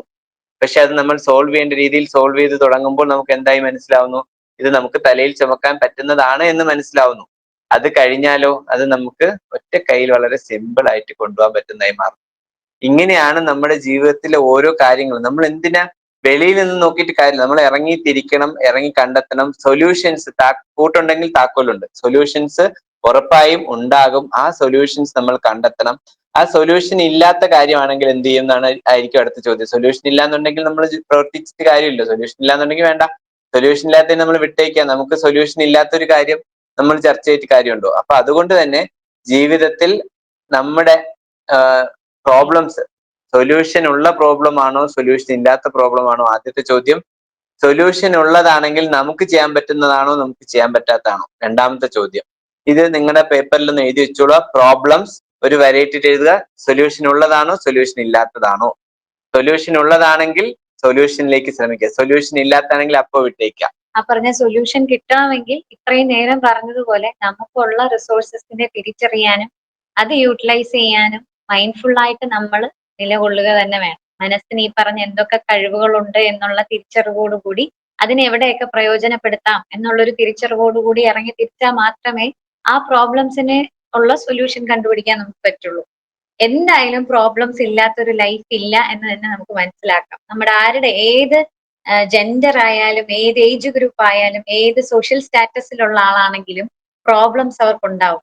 നേരത്തെ ശങ്കരിക്കുട്ടിയുടെ മോളുടെ കാര്യം പറഞ്ഞ പോലെ അവർക്കൊരു കൊച്ചു പാവയായിരിക്കും പ്രശ്നം. അത് ഒരു രാജാവിന് രാജ്യം നഷ്ടപ്പെടുന്നതും ഒരു കുട്ടിക്ക് അതിന്റെ കളിപ്പാട്ടം നഷ്ടപ്പെടുമ്പോഴും ഉണ്ടാകുന്ന ഫീല് ഒന്നാണെന്ന് പറയില്ലേ? അതുപോലെ അവരവരുടെ പ്രോബ്ലംസ് എല്ലാവർക്കും വലുത് തന്നെയാണ്. പുറമേ നിന്ന് നോക്കുന്ന ഒരാൾക്ക് അതൊരു വലിയ കാര്യം ആവണം എന്നില്ല. പക്ഷെ നമുക്ക് ഓരോരുത്തർക്കും നമ്മുടെ പ്രോബ്ലംസ് വലുത് തന്നെയാണ്. പ്രോബ്ലം വരിക തന്നെ ചെയ്യുകയും ചെയ്യും. അതിനെ തരണം ചെയ്യുക അല്ലെങ്കിൽ അതിനെ ക്ലിയർ ആയി സൊല്യൂഷൻ കണ്ടെത്തി മുന്നോട്ട് പോവുക എന്നുള്ളത് മാത്രമാണ് നമ്മളുടെ ഒരു ഡ്യൂട്ടി. പിന്നെ ഒരാളുടെ പ്രോബ്ലം നമ്മൾ വിലയിരുത്തുമ്പോൾ നമ്മുടെ പ്രോബ്ലം അല്ലെങ്കിൽ നമ്മുടെ കാഴ്ചപ്പാടിൽ നിന്ന് അത് കാണരുത്. അതായത് ഞാൻ ഈ പിക്ചർ നോക്കിയേ, എനിക്ക് അപ്പുറത്ത് നോക്കുമ്പോൾ 6 തോന്നും, ഇപ്പുറത്ത് തോന്നുമ്പോൾ 9 തോന്നും. ഇത് രണ്ടും ശരിയാണ്. ഒരാളുടെ പ്രോബ്ലം അല്ലെങ്കിൽ ഒരാളുടെ സന്തോഷം നമ്മൾ ഇപ്പുറത്ത് നിന്ന് നോക്കുമ്പോൾ അയാളുടെ സന്തോഷം തെറ്റാണെന്നോ അയാളുടെ ദുഃഖം തെറ്റാണെന്നോ ഒക്കെ തോന്നും. അതല്ല ശരി. അവിടെ നിന്ന് നോക്കുമ്പോൾ അത് ശരി, ഇപ്പുറത്ത് നിന്ന് നോക്കുമ്പോൾ ഇത് ശരി. ഇങ്ങനെയാണ് ജീവിതത്തിൽ ഓരോ പ്രശ്നങ്ങൾ. നിങ്ങൾ ഓരോരുത്തരെയും ഓരോരുത്തരെയും കൈകാര്യം ചെയ്യേണ്ടി വരിക. അപ്പോൾ അധ്യാപകരാണെങ്കിലും ഏതൊരു മേഖലയിലെ വീട്ടിലാണെങ്കിലും മറ്റൊരാളുടെ പ്രശ്നങ്ങളെ അവരുടെ പ്രശ്നങ്ങൾക്ക് അവരുടേതായ വിഷമമുണ്ട്. നേരത്തെ പറഞ്ഞ പോലെ രാജാവിന് രാജ്യം നഷ്ടപ്പെടുന്നതും കുഞ്ഞിന് പാവ നഷ്ടപ്പെടുന്നതും ഒരേ വിഷമമാണ്. അപ്പോൾ രാജാവായതുകൊണ്ട് പാവ നഷ്ടപ്പെട്ട വിഷമമില്ല, കുഞ്ഞായതുകൊണ്ട് കുഞ്ഞ് രാജ്യത്തിനെ കുറിച്ച് ചിന്തിക്കുന്നില്ല. കുഞ്ഞിന്റെ രാജ്യത്തെ കുറിച്ച് ചിന്തിച്ച് എന്ത് ചെയ്യാനാ? കുഞ്ഞിന് പാവ നഷ്ടപ്പെടുന്നതാണ് വിഷമം. അതാണ് നമ്മൾ ഈ കാണുന്ന പിക്ചറില് ഹാഫ് ഫുൾ ഹാഫ് എംപ്റ്റി. പകുതി നിറഞ്ഞതെന്ന് കാണുന്നവർക്ക് പകുതി ഒഴിഞ്ഞതെന്നും കാണാം. ഇതിൽ ഏത് കാണണം എന്നുള്ള ഓരോരുത്തരുടെ കാഴ്ചപ്പാടാണ്. ഇപ്പൊ നിങ്ങൾ ചെയ്യേണ്ട ഇത്ര മാത്രം, നിങ്ങളുടെ ഒരു പ്രോബ്ലം എന്തെങ്കിലും ഉണ്ടെങ്കിൽ ആ പ്രോബ്ലം എന്താണെന്ന് ഐഡന്റിഫൈ ചെയ്യുക. ആ ഐഡന്റിഫൈ ചെയ്ത പ്രോബ്ലത്തിനെ ഇങ്ങനെ ഒന്ന് ക്ലാസിഫൈ ചെയ്യുക. അതിന് കാരണം മറ്റുള്ളവരാണോ നിങ്ങളാണോ? ഇത് എഴുതിക്കോളൂ അതിനകത്ത്. Problem, others, situation, fate, myself. മറ്റുള്ളവരാണോ കാരണം, സാഹചര്യമാണോ കാരണം, വിധി ഇങ്ങനെ നടക്കൂ ഇതാണ് വിധി എന്നാണോ, ഞാൻ തന്നെയാണോ ഈ പ്രോബ്ലത്തിന് കാരണമെന്ന് നിങ്ങൾ ആ കാരണത്തിന് നേരെ എഴുതുക. എഴുതിയിട്ട് അടുത്ത് നിങ്ങൾ ആ കാരണത്തോട് ചോദിക്കുക, ഈ പ്രോബ്ലം നിങ്ങളുടെ നിയന്ത്രണത്തിലാണോ നിങ്ങളുടെ നിയന്ത്രണത്തിലല്ലയോ? നിങ്ങളുടെ നിയന്ത്രണത്തിലാണ് എങ്കിൽ ഉറപ്പായും നിയന്ത്രിക്കുക. നിങ്ങളുടെ നിയന്ത്രണത്തിലല്ല എങ്കിൽ വിട്ടേക്കുക. നിങ്ങൾക്കൊന്നും ചെയ്യാനില്ല അതിനകത്ത്. ഇന്നിപ്പോ മഴ പെയ്തത് കൊണ്ട് എനിക്ക് നനയേണ്ടി വന്നു. മഴ പെയ്യണ്ടായിരുന്നു എന്ന് വിചാരിക്കാൻ പറ്റുമോ? നനയണ്ടെങ്കിൽ കുട പിടിക്കണമായിരുന്നു. മഴ പെയ്യാതിരിക്കുക എന്റെ സൊല്യൂഷൻ അല്ല, കുട പിടിക്കുക എന്നുള്ള എന്റെ സൊല്യൂഷനാണ്. അല്ലെങ്കിൽ യാത്ര മാറ്റി വെക്കുക എന്നുള്ളത് എനിക്ക് സോൾവ് ചെയ്യാൻ പറ്റും. മഴ പെയ്യണ്ടാന്ന് തീരുമാനിക്കാൻ എനിക്ക് പറ്റില്ല, മഴ വേണ്ടായിരുന്നു തീരുമാനിക്കാൻ എനിക്ക് പറ്റില്ല. അപ്പൊ പ്രകൃതിയിൽ നടക്കുന്ന ചില കാര്യങ്ങൾ നമുക്കൊന്നും പ്രഡിക്റ്റബിൾ അല്ല. മഴ കാരണം എനിക്കിന്ന് പഠിക്കാനേ പറ്റിയില്ല. മഴ ഉണ്ടാവും എന്ന് പ്രതീക്ഷിക്കണമായിരുന്നു, പഠിക്കാൻ വേറൊരു സമയം കണ്ടെത്തണമായിരുന്നു. മനസ്സിലായോ? അതുപോലെ നമുക്ക് പറ്റുന്ന രീതിയിലുള്ള സൊല്യൂഷൻസിലേക്ക് പോവുക. പിന്നെ നിങ്ങളുടെ പ്രോബ്ലം പാസ്റ്റിലാണോ പ്രസന്റിലാണോ ഫ്യൂച്ചറിലാണോ നിൽക്കുന്നതെന്ന് ചിന്തിക്കുക. പാസ്റ്റിലാണെന്നുണ്ടെങ്കിൽ അതൊരു ലെസൺ ആണ്, മാറ്റിവെക്കുക, പാഠമായി പഠിച്ച് മാറ്റിവെക്കുക. പ്രസന്റിലാണെങ്കിൽ സോൾവ് ചെയ്യുക, ഫ്യൂച്ചറിലാണെങ്കിൽ പ്ലാൻ ചെയ്യുക. ആ പ്രോബ്ലം ഒഴിവാക്കാനുള്ള പ്ലാനുകൾ ചെയ്യുക. പ്രസന്റിൽ നിങ്ങൾ ആ പ്രോബ്ലം ഫേസ് ചെയ്തുകൊണ്ടിരിക്കുകയാണെങ്കിൽ അത് സോൾവ് ചെയ്യാനുള്ള മാർഗങ്ങൾ കണ്ടെത്തുക, ഫ്യൂച്ചറിലാണെങ്കിൽ അത് ഒഴിവാക്കാനുള്ള കാര്യങ്ങൾ ചെയ്യുക. ഈ 3 തരത്തിൽ പാസ്റ്റിനെ കുറിച്ച് ഓർത്ത് വേവലാതിപ്പെട്ട് കംപ്ലീറ്റ് പാസ്റ്റ്, പ്രസന്റും ഫ്യൂച്ചറും കളയുന്ന രീതിയിലേക്ക് നമ്മൾ പോവാതിരിക്കുക. ഇതൊന്ന് നോക്കൂ, ഈ പിക്ചർ ഒന്ന് നോക്കിക്കോളൂ. Life face what happens to you, ആ ചെറിയൊരു കോളം കാണുന്നില്ലേ, അതാണ് നിങ്ങളുടെ ജീവിതത്തിൽ സംഭവിക്കുന്ന വിഷമതകൾ അല്ലെങ്കിൽ ഇൻസൾട്ടുകൾ അല്ലെങ്കിൽ പരാജയങ്ങൾ. ബാക്കി ആ ഓറഞ്ച് കളറിൽ കാണുന്ന ബാക്കി ഫുൾ കാണുന്ന ഒരു വലിയ കാര്യമില്ല, അതാണ് how you react to it. നിങ്ങൾ അതിനോട് എങ്ങനെ പ്രതികരിക്കുന്നു എന്നുള്ളതാണ് ഇത് വലിയ ഭാഗം. അതായത് ഒരു 10% ഉള്ളൂ നിങ്ങളുടെ ജീവിതത്തിൽ പ്രശ്നങ്ങൾ, ബാക്കി 90% ആ പ്രശ്നങ്ങൾ നിങ്ങൾ നേരിടുന്ന രീതിയുടെ കുഴപ്പമാണ് നിങ്ങളുടെ സഫറിങ്സിന് കാരണം. അതുകൊണ്ട് തന്നെ ജീവിതത്തിൽ എല്ലായിടത്തും മുന്നോട്ട് വിജയിച്ച് സ്ട്രേറ്റ്, ഡോക്ടർ നേരത്തെ പറഞ്ഞു നമ്മൾ സ്റ്റേബിൾ ആയിരിക്കണം മൈൻഡ്, അങ്ങനെ ആ രീതിയിലൊക്കെ പറഞ്ഞു. പക്ഷെ ഈ പിക്ചർ സൂചിപ്പിക്കുന്നത് ചില സ്ഥലങ്ങളിൽ നമ്മൾ ഫ്ലെക്സിബിൾ ആവേണ്ടി വരും. ഇതിലെ 2ാമത്തെ പിക്ചർ നോക്കുക, ആ തീപ്പെട്ടി കൊള്ളികൾ കത്തി കത്തി പൊക്കോണ്ടിരിക്കുന്നതിനിടയ്ക്ക് സധൈര്യം അതിന്റെ മുന്നിൽ നിന്ന് തീ കത്തി സ്വയം എരിഞ്ഞമർന്ന് മറ്റുള്ളവരെയും കത്തിക്കുക അല്ല അവിടെ ചെയ്യേണ്ടത്. അവിടെ എന്താ ചെയ്യേണ്ടത്? ഒരു നിമിഷം ഒന്ന് പിന്മാറി കൊടുക്കൂ, ഒരു നിമിഷം ഒന്ന് പിന്മാറും. ഒരു പടി നിങ്ങൾ പുറകിലോട്ട് വെച്ചാൽ ഒരു വലിയ ദുരന്തം അവിടെ ഒഴിവാകും. ആ പിക്ചർ നോക്കിയാൽ ഒരു ചെറിയ പടി, ഒരു ചുവട് നിങ്ങൾ പുറകിലേക്ക് വെച്ചാൽ, ഒന്ന് താഴ്ന്നു കൊടുത്താൽ ഇത്രയും പേരുടെ ജീവൻ നശിക്കും. ഇത്രയും പേര് കരിഞ്ഞ് അമരില്ല എന്നുണ്ട്, നിങ്ങളും നശിക്കില്ല എന്നുണ്ടെങ്കിൽ ആ ചുവട് പിന്നോട്ട് വെക്കുന്നതല്ലേ നല്ലത്. അങ്ങനെ ഒരു തീരുമാനം എടുക്കുന്നതല്ലേ ജീവിതത്തിൽ നല്ലത്. അപ്പൊ അതും ജീവിതത്തിൽ ഒരു പ്രധാനപ്പെട്ട കാര്യമാണെന്ന് തിരിച്ചറിയുക. ഒരു ചുവട് പിന്നോട്ട് വെച്ചാൽ ഒരുപാട് കാര്യങ്ങൾ മുന്നോട്ട് പോകും, അല്ലെങ്കിൽ ഒരുപാട് പേർക്കും നിങ്ങൾക്കും വിജയം ഉണ്ടാകുമെന്നുണ്ടെങ്കിൽ ആ ചുവട് പിന്നോട്ട് വയ്ക്കാൻ നമ്മൾ തയ്യാറാവുക. ഇത് നോക്കൂ, ഇതിനകത്ത് ആ ത്രെട്ടും ഓപ്പർച്യൂണിറ്റിയും, നമ്മുടെ ജീവിതത്തിൽ ത്രെട്ട് എന്ന് നമ്മൾ വിചാരിക്കുന്ന പല കാര്യങ്ങളും ഒരു ലെൻസിലൂടെ നോക്കിയാൽ, അല്ലെങ്കിൽ ഓപ്പർച്യൂണിറ്റി എന്ന് പറയുന്ന ഒരു കാഴ്ചപ്പാടിലൂടെ നോക്കിയാൽ അതൊരു ഓപ്പർച്യൂണിറ്റിയാണ്. ആ ത്രെട്ടുകൾ ഒരിക്കലും ത്രെട്ട് മാത്രമല്ല. നമ്മുടെ ജീവിതത്തിൽ നഷ്ടമൊന്നും ശരിയല്ല എന്ന് വിചാരിക്കുന്ന ഒരു കാര്യവും അത് മാത്രമായി നിൽക്കില്ല. പകരം അത് കാണേണ്ട രീതിയിൽ കണ്ടാൽ അതൊരു ഓപ്പർച്യൂണിറ്റി ആണ്. ഈ കോവിഡ് വന്ന കാലഘട്ടത്തിൽ ഒരുപാട് പേരുണ്ട്, ഭയങ്കര സാമ്പത്തിക നഷ്ടം ഉണ്ടായി, വളരെ നഷ്ടം, അത് ഇത് എന്തെല്ലാം കാര്യങ്ങൾ പറഞ്ഞു. പക്ഷെ ആ കോവിഡ് സമയത്ത് ഉയർന്ന അല്ലെങ്കിൽ മുന്നേറിയ എന്തെല്ലാം ബിസിനസ്സുകളുണ്ട്, ഓൺലൈൻ ക്ലാസ്സുകളുണ്ട്, യൂട്യൂബേഴ്സ് ഉണ്ട്, അങ്ങനെ ഒരുപാട് കാര്യങ്ങൾ. അതായത് ഏതാണോ പ്രതിസന്ധി ഘട്ടം, കോവിഡ് എന്ന് പറയുന്ന ഒരു പ്രതിസന്ധി ഘട്ടമായിരുന്നു. ആ പ്രതിസന്ധി ഘട്ടത്തിൽ വളരണമെന്ന് ആഗ്രഹിച്ചവൻ അതൊരു ഓപ്പർച്യൂണിറ്റി ആയിരുന്നു, അയാൾ അത് ഉപയോഗിച്ചു. ശരിയല്ലേ? അപ്പൊ നമ്മുടെ ജീവിതത്തിൽ ത്രെട്ട് മാത്രം കാണാൻ നിന്നാൽ അത് ത്രെട്ടാവും. കോവിഡ് കാരണം എന്റെ ബിസിനസ് മുഴുവൻ പോയി എന്ന് പറഞ്ഞുകൊണ്ടിരുന്ന അവിടെ ഇരിക്കും. കോവിഡ് ആണ്, ഇങ്ങനെയാണ്, എല്ലാവരും വീട്ടിലിരിക്കുവാണ്. വീട്ടിലിരിക്കുന്നവരെ ഉപയോഗിച്ച് അല്ലെങ്കിൽ അവർക്ക് ബെനിഫിറ്റ് കൊടുത്ത് എങ്ങനെ എന്റെ കച്ചവടം മെച്ചപ്പെടുത്താമെന്ന് ചിന്തിച്ചവരെല്ലാം വളർന്നു. അതുകൊണ്ട് തന്നെ ത്രെട്ട് മാത്രമല്ല ഒരു കാര്യം, ത്രെട്ട് എന്ന് പറയുന്ന ഒരു കാര്യം ഒരിക്കലും ത്രെട്ട് മാത്രമായിരിക്കില്ല, അതൊരു ഓപ്പർച്യൂണിറ്റി ആയിരിക്കും എന്നുള്ളത് ഏറ്റവും പ്രധാനമായി ശ്രദ്ധിക്കുക. ഈ മുകളിൽ ഇരിക്കുന്ന മണ്ടന്മാരെ പോലും നമ്മൾ ആവാതിരിക്കുക. കണ്ടായിരുന്നു? അപ്പൊ പിക്ചർ കണ്ടാൽ മനസ്സിലാവും. വെള്ളം മുങ്ങിക്കൊണ്ടിരിക്കുകയാണ്, ആ വള്ളത്തിൽ ഒരു ഹോളുണ്ട്. ഏതാ? ഈ ഇടത്തെ അറ്റത്ത് ഒരു ഹോളുണ്ട്. അപ്പൊ രണ്ടുപേര് കഷ്ടപ്പെട്ട് ആ ഹോളിൽ കൂടെ കയറുന്ന വെള്ളത്തിനെ മാറ്റിക്കൊണ്ടിരിക്കുകയാണ്. അപ്പൊ മുകളിൽ ഇരിക്കുന്നവർ ചിന്തിക്കുകയാണ്, എന്താ ഭാഗ്യം, ഹോള് ഞങ്ങളുടെ അറ്റത്തല്ലല്ലോ, അതുകൊണ്ട് നമ്മൾ സേഫ് ആണ്, ഇങ്ങനെ വിചാരിക്കുന്നുണ്ട്. എന്ന് ആലോചിച്ച് നോക്കി, ഇത്തരം ഈ ചിന്താഗതിയുള്ളവർ നമുക്ക് ചുറ്റുമുണ്ട്. ഇത്തരം മണ്ടൻ ചിന്ത, മുങ്ങിക്കൊണ്ടിരിക്കുമ്പോഴും നമ്മൾ മുങ്ങില്ലല്ലോ എന്ന്, സേഫ് ആണ് എന്ന് ചിന്തിക്കുന്ന, സാമാന്യ ബുദ്ധി ഇല്ലാതെ ചിന്തിക്കുന്നവർ നമുക്ക് ചുറ്റുമുണ്ട്. അവരെ മാറ്റാൻ പറ്റുമോ ഇല്ലെന്ന് എനിക്കറിയില്ല. പക്ഷെ നമ്മൾ ആ കൂട്ടത്തിൽ വരരുത്. മുങ്ങി പോവുകയാണെങ്കിൽ അല്ലെങ്കിൽ മുങ്ങി തുടങ്ങുകയാണെങ്കിൽ കര കയറാൻ, നമ്മൾ ഉൾപ്പെടെയുള്ള ഒരു സമൂഹത്തിനെ കരകയറ്റാൻ നമ്മൾ ശ്രമിക്കണം. അതാണ് ഞാൻ ഇതിൽ ആദ്യം പറഞ്ഞത്.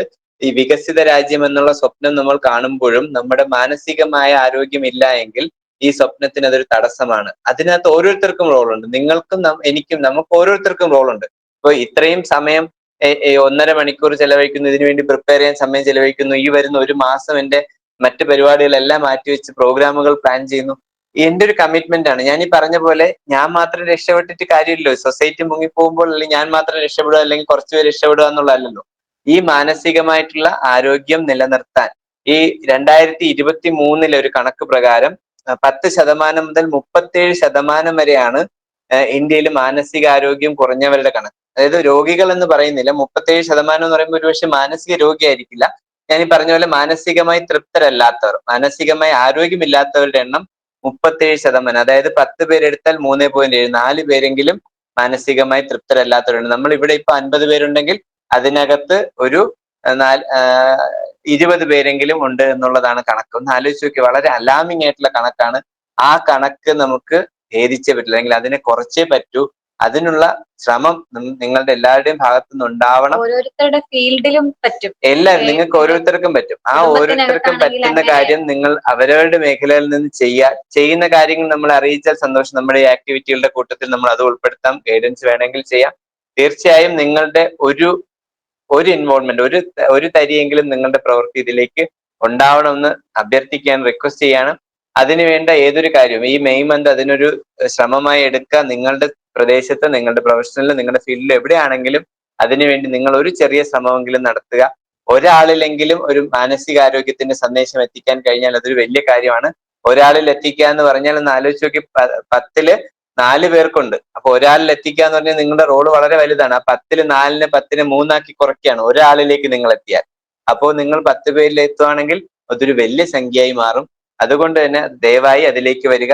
അതിന് വേണ്ട 5 കാര്യങ്ങൾ നിങ്ങൾ കൊണ്ടുപോകേണ്ട, ഇന്നത്തെ ഈ ഒരു ക്ലാസ് കഴിയുമ്പോൾ നിങ്ങളുടെ മനസ്സിലേക്ക് പതിക്കേണ്ട 5 കാര്യങ്ങൾ. ഒന്ന്, ആറ്റിറ്റ്യൂഡ്. നിങ്ങൾക്ക് ഓരോ പ്രവൃത്തിയോടും സമൂഹത്തോടും നിങ്ങളുടെ കർമ്മത്തോടുമുള്ള നിങ്ങളുടെ ആറ്റിറ്റ്യൂഡ്. എന്തിനു വേണ്ടിയാണ് നിങ്ങൾ ചെയ്യുന്നത്, എന്താണ് അതുകൊണ്ട് നിങ്ങൾക്കും സമൂഹത്തിനും പ്രയോജനം, എന്താണ് നിങ്ങളുടെ റോള്, അത്തരം കാര്യങ്ങൾ തീർച്ചയായും മനസ്സിലാക്കിക്കൊണ്ടുള്ള ഒരു ആറ്റിറ്റ്യൂഡിൽ മാത്രമേ ഓരോന്നിനെയും കാണാവൂ.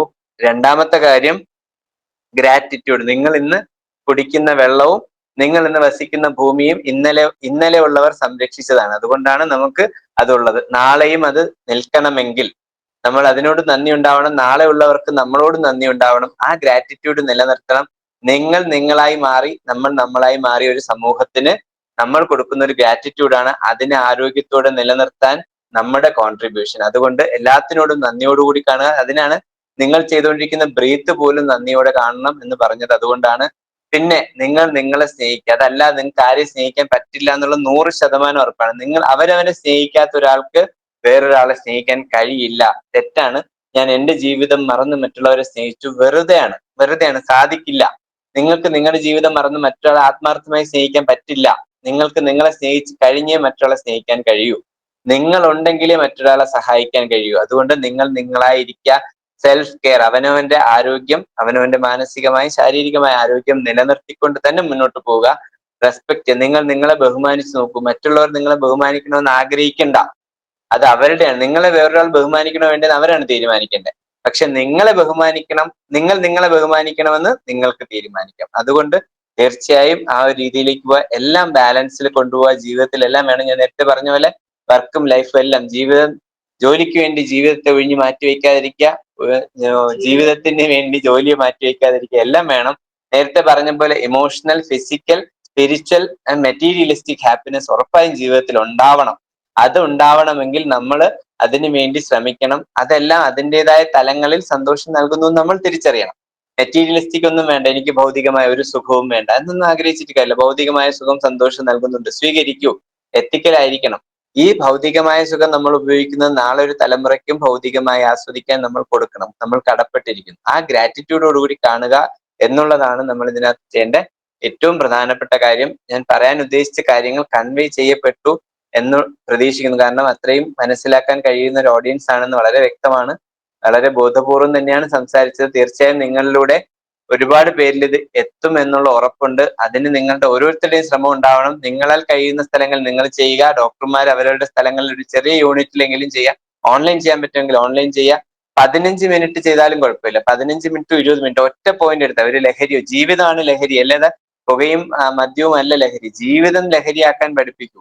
ഒരു സ്ട്രെസ് മാനേജ് ചെയ്യാൻ ഒരു ടെക്നിക്ക് പഠിപ്പിച്ചു കൊടുക്കൂ. ഒരാളോട് കണ്ട് ഒന്ന് ചിരിക്കാൻ പഠിപ്പിക്കൂ. നിങ്ങൾ നാളെ മുതൽ ഒരു മീറ്റിംഗ് വിളിക്കൂ. 15 മിനിറ്റിൽ ഒരു മീറ്റിംഗ് വിളിക്കൂ. എന്നിട്ട് നിങ്ങൾ പറയൂ, നാളെ മുതൽ നിങ്ങൾ എല്ലാവരോടും ആരെയും കാണുമ്പോഴും നിങ്ങൾ ആദ്യം ചിരിക്കൂ. എന്നിട്ടൊരു 15 ദിവസം കഴിഞ്ഞ് അതേ ഗ്രൂപ്പിന് ഒരു മീറ്റിംഗ് കൂടെ വിളിക്കൂ. എന്താണ് നിങ്ങൾ ചിരിച്ചതിന് ശേഷം നിങ്ങൾക്ക് കിട്ടിയ സന്തോഷം, അല്ലെങ്കിൽ നിങ്ങൾക്ക് കിട്ടിയ മാറ്റം? ഈ ഗ്രൂപ്പിലുള്ളവർ ചെയ്ത് നോക്കിയിട്ട് മതി കേട്ടോ. നിങ്ങൾ ഇത് ചെയ്ത് നോക്കിയിട്ട് മതി. 10 ദിവസം നിങ്ങൾ ഒരാളെ കാണുമ്പോൾ ആദ്യം നിങ്ങൾ ചിരിക്കൂ. അപ്പൊ നിങ്ങളുടെ മനസ്സിലുണ്ടാകുന്ന വ്യത്യാസം അനുഭവിച്ചറിഞ്ഞിട്ട് മതി നിങ്ങൾ ബാക്കിയുള്ളവർ. ഞാൻ എന്തിനു ചിരിക്കണം എന്നുള്ളതല്ല. ഞാൻ ചിരിക്കുന്നത് എനിക്ക് വേണ്ടിയാണ്, അവന് വേണ്ടിയല്ല, മറ്റൊരാൾക്ക് വേണ്ടിയല്ല ഞാൻ ചിരിക്കുന്നത്. ഞാൻ ഒരാളെ ബഹുമാനിക്കുന്നത് ഞാൻ എന്നെ ബഹുമാനിക്കുന്നത് കൊണ്ടാണ്. അത്തരം ഏതൊരു ചെറിയ സന്ദേശവും നിങ്ങൾക്ക് നിങ്ങളുടെ ഒരു കൂട്ടായ്മയിലേക്ക് കൊടുക്കാൻ, കുടുംബ കൂട്ടായ്മയാണെങ്കിലോ ചെറിയ ഒരു സുഹൃത്തുക്കളുടെ കൂട്ടായ്മയാണെങ്കിലോ ദയവായി നമ്മളുടെ ഈ ശ്രമത്തിൽ പങ്കുചേരുക. പലതവണയായി ഞാൻ അഭ്യർത്ഥിക്കാൻ, അത്രത്തോളം ഡിമാൻഡ് ഉള്ള ഒരു ടൈമാണിത്. ആ ഡിമാൻഡ് ഉള്ള സമയത്ത് നമ്മളെ പോലുള്ളവർ ശ്രമിച്ചില്ലെങ്കിൽ, ഇതിനകത്തുള്ള 50 പേരായിരിക്കും, ഈ 50 പേര് 500 പേരിൽ എത്തണം. ഈ 50 പേര്, ഒരാൾ 10 പേരിലെത്തിയാൽ 500ആയി. അതുകൊണ്ട് തന്നെ ഈ ഒരു 500 പേരിൽ എത്താൻ, സന്ദേശങ്ങൾ എത്താൻ നിങ്ങൾക്ക് എത്തിക്കാൻ നിങ്ങൾക്ക് കഴിയും.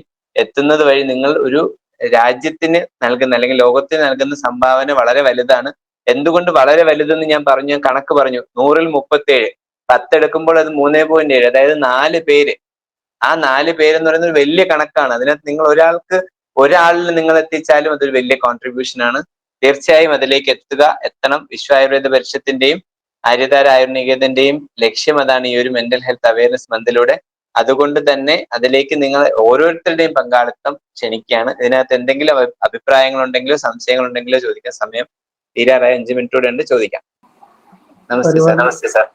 പങ്കെടുത്തു. പ്രതീക്ഷാണ്. പ്രതീക്ഷ നേരത്തെ ക്ലാസ്സുകളിൽ ഉണ്ടാകുന്ന ആളാണ്. അപ്പോൾ ആദ്യമൊക്കെ ഞങ്ങൾ ഈ ക്ലാസ് കേട്ട് കാര്യങ്ങൾ മനസ്സിലാക്കിക്കൊണ്ടിരിക്കുകയായിരുന്നു. ഇപ്പോൾ കുറച്ച് ക്ലാസ്സുകളൊക്കെ കഴിഞ്ഞ ശേഷം നമ്മളിത് അനുവർത്തിച്ചുകൊണ്ടിരിക്കുകയാണ്. നമ്മൾ പോകുന്ന സ്ഥലത്തൊക്കെ നമ്മളിത് അനുഭവിച്ചുകൊണ്ടിരിക്കുകയാണ്. നമ്മൾ സ്വയം മാറിക്കഴിഞ്ഞാൽ നമ്മുടെ ചുറ്റുപാട് തനിയെ മാറുന്നത് നമുക്ക് കാണാൻ പറ്റുന്നുണ്ട്. നമ്മൾ ഇരിക്കുന്ന ഭാഗം നമ്മൾ വൃത്തിയായി കഴിഞ്ഞാൽ അത് തുടർച്ചയായിട്ട് മറ്റുള്ള ഭാഗങ്ങളും സ്വമേധയാ വൃത്തിയാകുന്ന ഒരവസ്ഥ, ഒരു ചുറ്റുപാട് ശുദ്ധമാകുന്ന ഒരവസ്ഥയാണ്.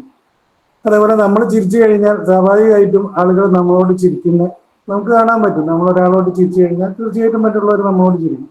നമ്മളൊരാളെ ബഹുമാനം കാണിച്ചു കഴിഞ്ഞാൽ തീർച്ചയായിട്ടും തിരിച്ച് നമുക്കും ബഹുമാനം കിട്ടും. നമ്മൾ സന്തോഷത്തോടു കൂടി നല്ല പ്ലസൻ്റായിട്ട് നല്ല രീതിയിൽ സന്തോഷത്തോടു കൂടി ഇരിക്കുന്നത് കാണുമ്പോൾ മറ്റുള്ളവരും നമ്മളോട് സന്തോഷത്തോടു കൂടി പെരുമാറും.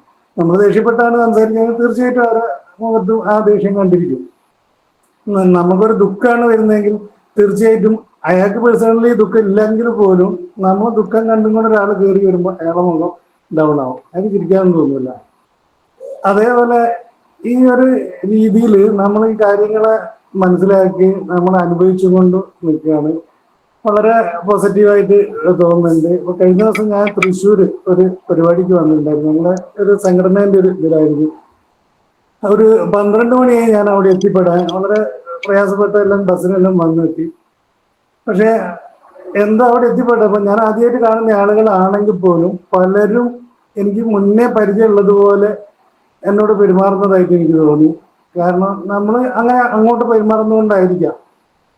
അപ്പോൾ അതൊക്കെ ഈ ഒരു ക്ലാസ്സൊക്കെ കഴിഞ്ഞതിന് ശേഷം നമ്മൾ അതിൻ്റെ നേട്ടം നമുക്ക് അത് അനുഭവിക്കാൻ പറ്റുന്ന ഒരു സിറ്റുവേഷൻസ് ആണ്. നമ്മളിങ്ങനെ മനസ്സിലാക്കിക്കൊണ്ടിരിക്കുകയാണ് നമുക്ക് ജീവിതത്തിൽ എത്രത്തോളം ഗുണം ചെയ്യുന്നു എന്നുള്ളത്. അങ്ങനെ വളരെ ഗുണകരമാണ്. നമുക്ക് വളരെ സന്തോഷമുണ്ട് ഇതുമായിട്ട് മുന്നോട്ട് പോകുന്നത്.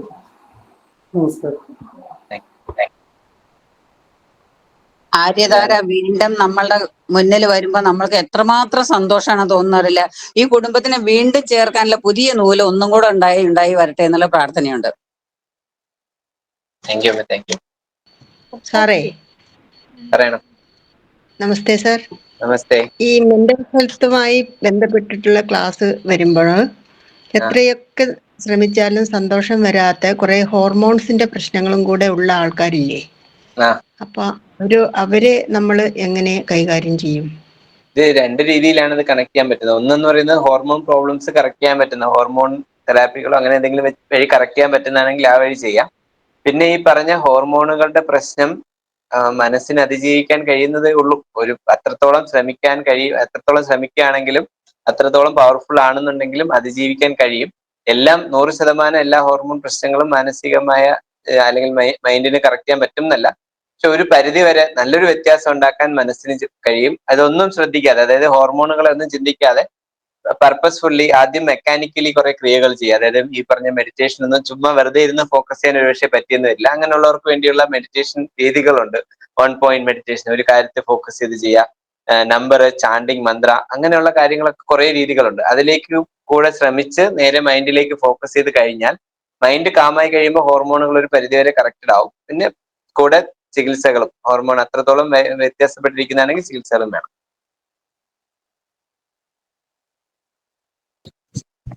Hello sir.